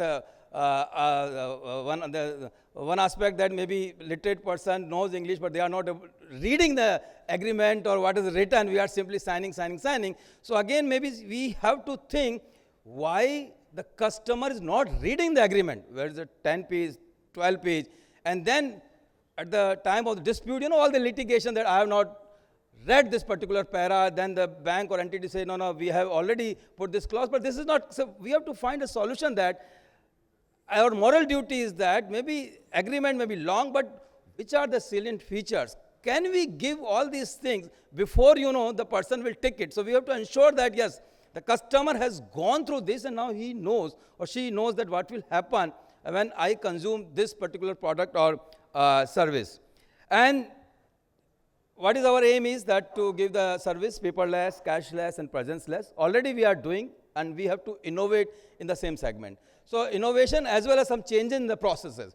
Because all these legacy system, we have to think that maybe at the branch level, everything is paperless. And from the regulator point of view, there is no issue at all. Yes, we can give the service, but still people ask the physical document maybe just for safer side, no, sir, we have to, maybe what they are doing with those copy of the Aadhaar, copy of the PAN card, because system doesn't require those, the physical image. Again, we are creating a digital garbage. Once PAN is authenticated, why we are taking a copy of the PAN and just scanning and storing it somewhere in the PC or somewhere in cloud? Why? And again, it is leading to another problem when DPDP Act is going to be implemented. See, we have to store the data that we actually require. Otherwise, what will happen? You simply copy paste, I require 5 fields, I am collecting 10 fields, and then onus is on me that I have to just take care of all the 10 fields, and anytime it get leaked, there is a huge penalty. And I think you all have gone through the DPDP Act, and if not, please go through it, because any time when implementation can happen, so we have to, review our architecture or the processor in view of the DP. And here, the kind of ecosystem we are having, maybe now UPI everyone knows, so we are able to just transact 5 rupees, 10 rupees, 15 rupees, or the big amount also. But can we think to make a payment without the smartphone, without the QR code? See, it happened with me, just for the evening walk, not having the smartphone with me, and now I have to buy some flowers, and then the flower, I have to give some money, say 20 rupees, so what to do? But no money at all, right? Then maybe, okay, so next day we'll buy, but immediately I saw, and I can say with proudly, on the stage, the Yes Bank is there, so that BC was the Yes Bank, and I saw that यहाँ Aadhaar से payment निकाला जाता है. And because I remember my Aadhaar number, I simply went into the shop and punched in my Aadhaar number, biometric, and I withdraw 3,000 rupees. So this is the power in our country, in Bharat, it's happening without anything, no wallet, nothing, debit card, or even no QR code smartphone. I am able to withdraw the money and I can make the transaction. Or maybe I can make the transfer also using the Aadhaar. It's not that I have withdraw the cash and so if someone is having that AEPS machine, so I can transfer, okay, please transfer this much of account to the particular person. So now need of the hour is we have to connect all the system. We have to think through that what processes we can digitalize using the technology. For example, in the lending, see someone has got the admission in the IIT Bombay in the computer science. So what else, what collateral you want? The gentleman is going to earn a crores of rupees. For what we are, see, and again, if you want to serve, so can we expect a farmer person can give the collateral to give the 1 crore loan? He can't or she can't. So we have to think that yes, we have to, there has to be risks associated, but we have to evaluate all these things that so we can serve all these persons. Now, regard to the green finance, we all are talking sustainable finance. So here the role of technology is very important. We are giving the incentive when we give the financial product, and one has to ensure that maybe particular, the environmental related parameters also, but how you are monitoring those parameters. Is there any system? So maybe based on the certificate or undertaking, or maybe sometimes your auditor is going, but using the IoT thing, we can, monitor the real time, all those parameters, and you can create a dynamic financial product that, okay, if you are maintaining the pollution level such and such, I am giving this much of the incentive. If it shoots up, I will increase the rate. So maybe it's a dynamic sort of thing using, we can play with all these IoT sensors and lots of things we can do, maybe in the agriculture sector, health sector, and using all these financial transaction models. So we can create a system where we can work in the real time. So and another aspect that I would like to touch that the data quality, because when we are entering into the Viksit Bharat, and lots of data will generate it and everywhere, maybe using the CCTV or mobile where you are going, so much of data is getting generated, and quite a lot data you are using in your banking system also, you are making your AI ML model also. If quality is bad, then your AI model is not going to work. Sometimes we think that, no, we have implemented, we have purchased the algorithm, we are doing all these things, but data quality is not good, so output is not good. So please ensure that the data quality. And another important thing that with the kind of, digitization is happening and services we are consuming, the cyber threat. In the last decade, 20 times, there's an increase in the cyber threats, and maybe everyone has got the call that, okay, all the links, etc., please click it, or maybe you won the lottery also, and they are trying to win your trust. They know I'm just, okay, I'm standing outside your house, okay, your house having is the red color door, or maybe your daughter right now has into the school, gone to the school. So, so much of data is getting leaked, and they are simply, you have to believe that, oh, whatever this person is saying, so I have to believe. So we have to take care and how to educate your customer. That is again, because the Viksit, the developed Bharat, we have to ensure all these things, because we have to take care of the last mile consumer, the Antodaya, because those persons we have to take along with us. We have to empower them also. It's not that only a particular, strata we have done all these things, but nothing we have done for the last mile. So one recent initiative that has been taken by Ministry of Communication, that now I think you are seeing that all the calls have been stopped where calls are coming from the international and the India number is there. So, that we have taken. Lots of frauds are happening. People sitting in the Cambodia, Vietnam, so they are, making these type of calls. And Chakshu, where one can report all these fraudulent calls. So all the banking fraternity can, make their customer aware that if anything, any suspicious call is coming, they can report on the portal. And last but least, that there is a need of the collaboration between all the ecosystem partner, whether it's the fintech industry, communication, or Government of India, Home Affairs, police, state government, that real-time data sharing, so we can take immediate action if anything is happening. So this is again a data intelligence platform, so you can just Google it and find out. And issue of the mule account, that is very concerned when we are going ahead.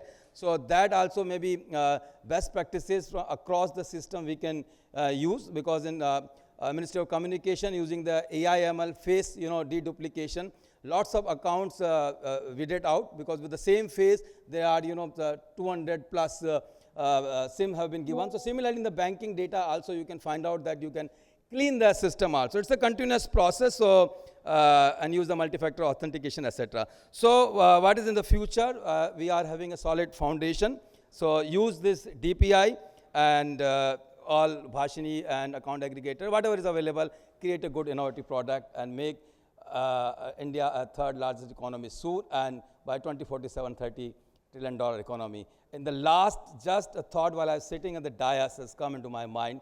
And when I was student, there's a force from the school teachers, and maybe it's not force, maybe because that time we were only in the standard of say third, fourth, or fifth. That's Sanchayika. So every student was having a saving account that time. I still remember. But I think I'm not seeing as on date in the schools that school is opening the bank account, the Sanchayika or saving habit for every child. So maybe we can work towards that and ensure that every student in the school must have a bank account or maybe Sanchayika sort of thing, something that he or she start learning about the banking then, so because they are our future customer and we can go ahead. So thank you very much.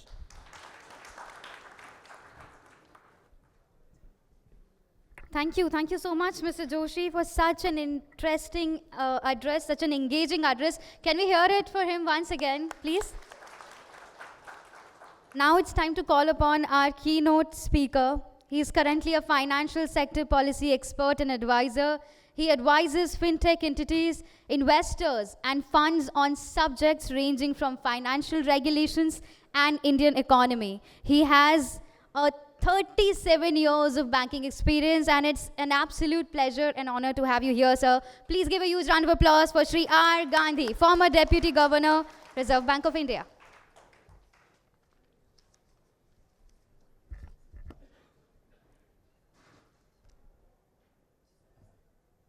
It's right on time.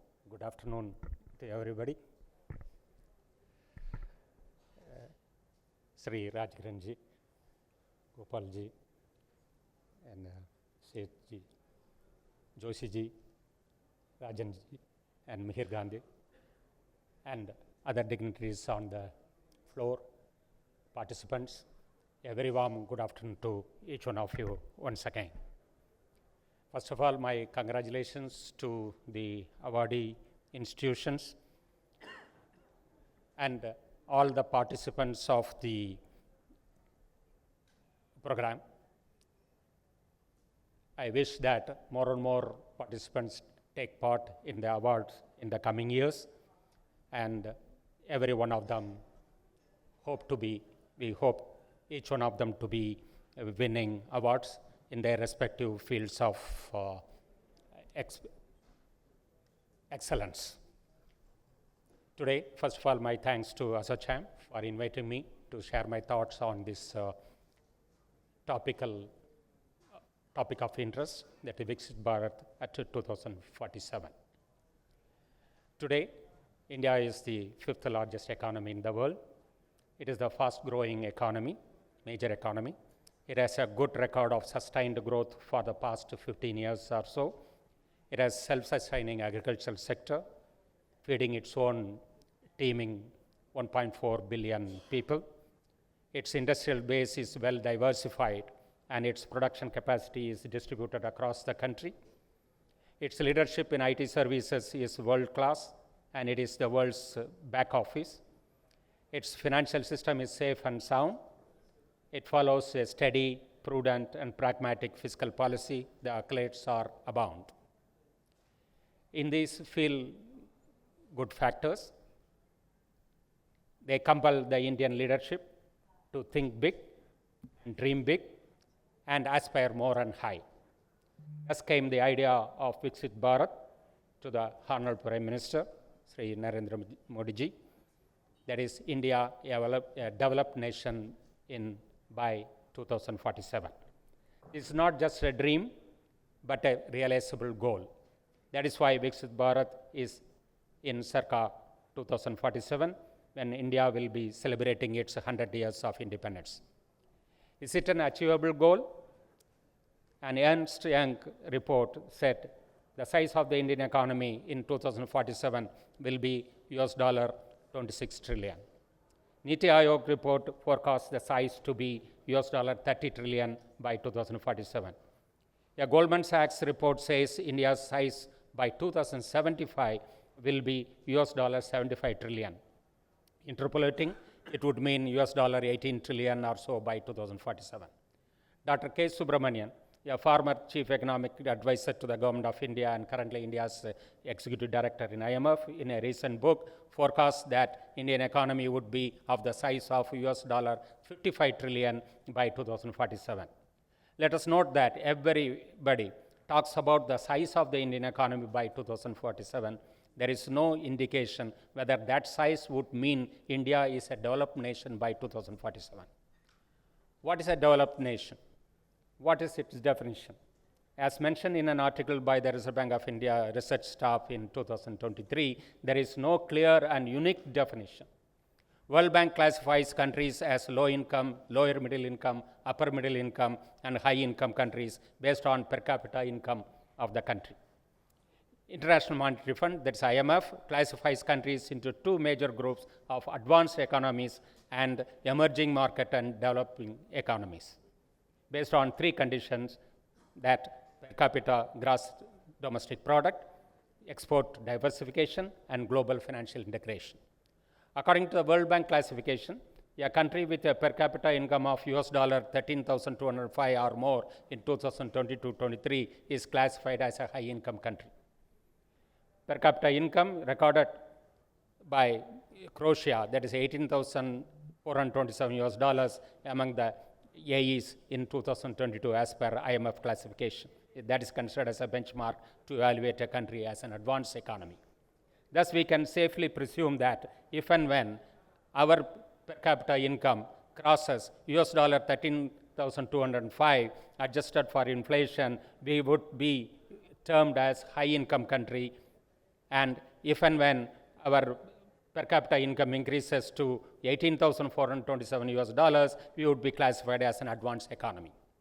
Is it possible to cross these Rubicons by 2047 so that India will be clearly recognized as a developed nation by that time? That RBI article which I mentioned above discusses this question in greater detail. It asserts that if the real GDP of India would grow at a compounded annual rate of 7.6% per annum, India will be a high income country by 2047, and if the compounded growth rate of GDP would be 9.1% per annum, then India would be considered as an advanced economy by 2047. Is it not a daunting and challenging proposition? The article delves to see country experience whether such a high and continuous growth rate is feasible. It found from the recorded economic history of other countries that it is a feasible one. South Korea, GDP at compound rate was at 17.9% during 1966 to 1990. China's compounded aggregated credit growth, GDP growth was 10.9% during 1983 to 2007. So it also noted that the common strategies of these countries were their conscious decision to industrialize and its focus on external sector. Creation of quality infrastructure and a low cost and a trained labor force were additional contributors. What should India do? Compared to these countries, which underwent structural transformation from agriculture to industry and then from industry to services sector, India has leapfrogged already into the service sector, while the industrial sector has remained stagnant.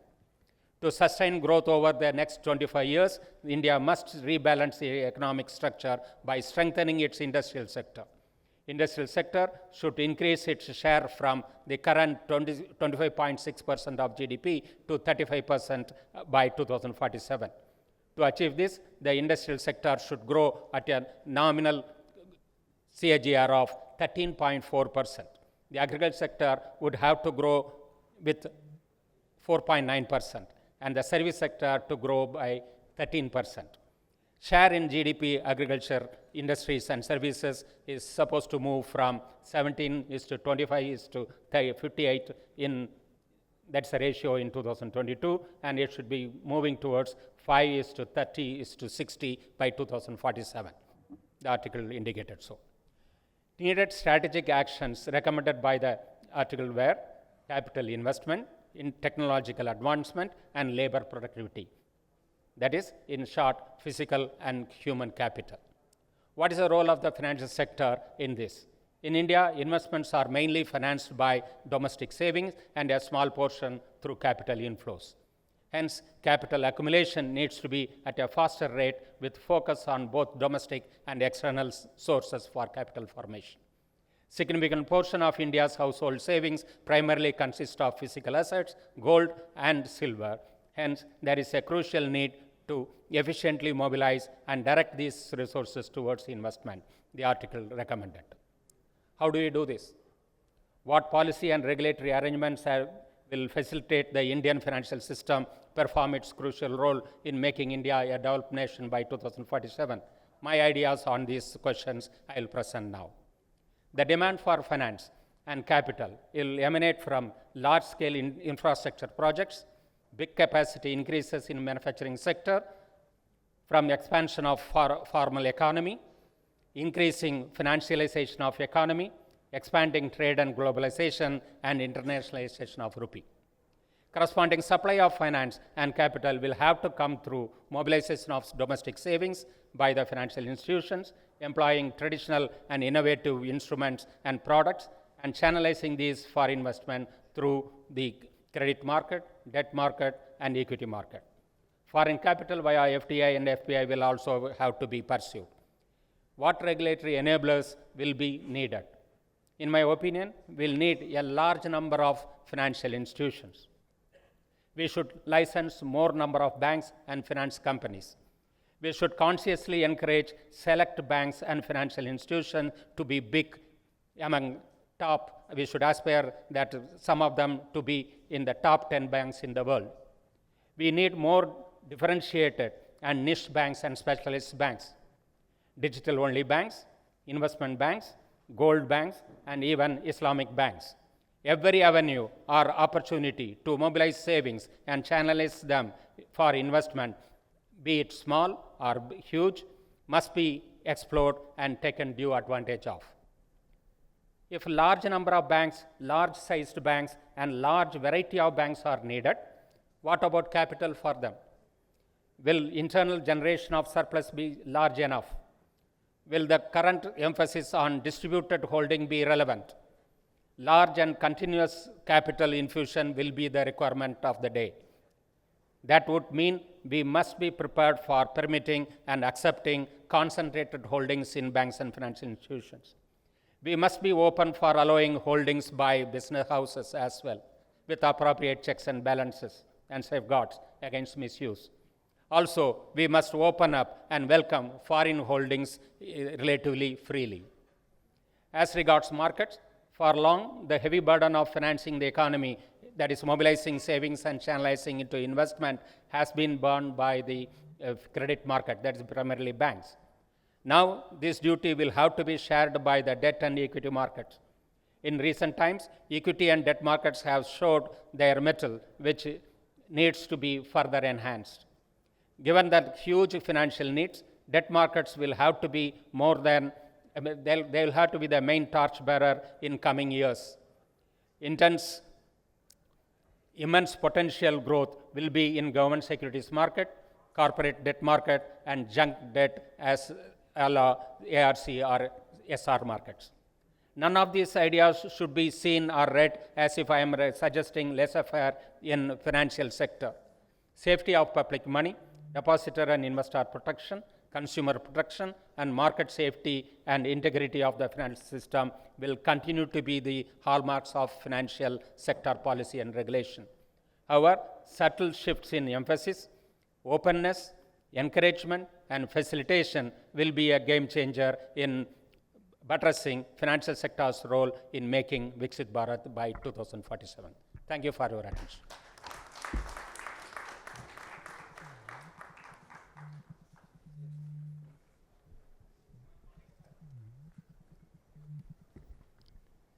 Thank you, sir. Thank you so much for the address, and thank you so much for joining us. Ladies and gentlemen, please give a huge round of applause to our keynote speaker for today. And now it's time for the memento presentation. I request Dr. Rajan Pental to please present the memento to Sri R. Gandhi.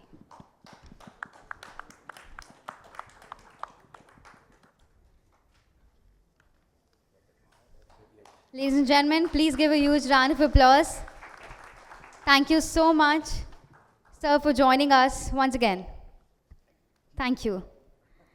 Now I request Sri Rajkiran Rai ji to please present the memento to Sri Sumnesh Joshi.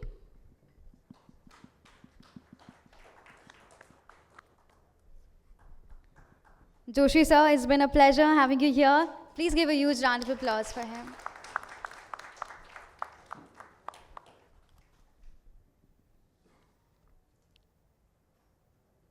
Thank you so much, sir. Thank you once again. And now it's time to call upon Ms. Neepa Sheth, Chairperson, ASSOCHAM National Council for Corporate Bond Market and Founder and Director, Trust Group, for the vote of thanks. Please give a huge round of applause for Ms. Neepa.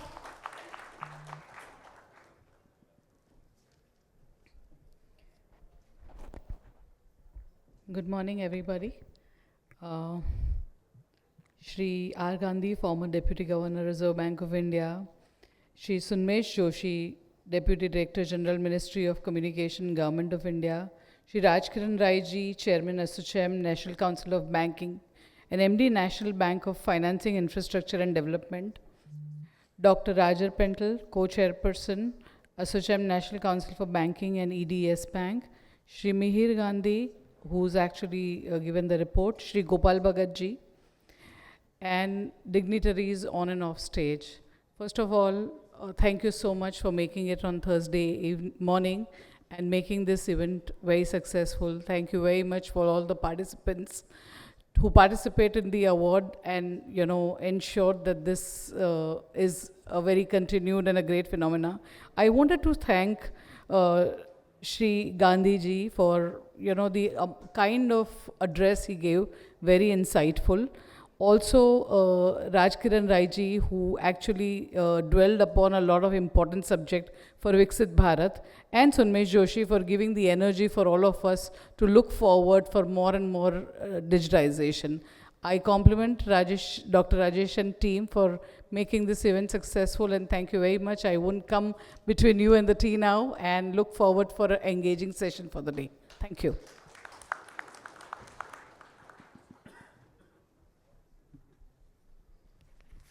Thank you so much. That was the inaugural panel. Ladies and gentlemen, please give a huge round of applause for our inaugural panel. I request all of you all to please come and pose for a picture together. Everyone.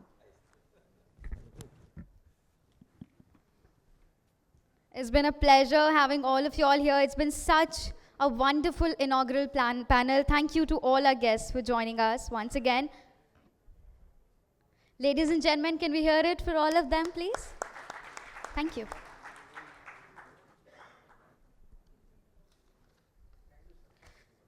Thank you so much. Everyone, kindly remain seated. We are going to get started with our first fireside session. I request everyone to please be seated.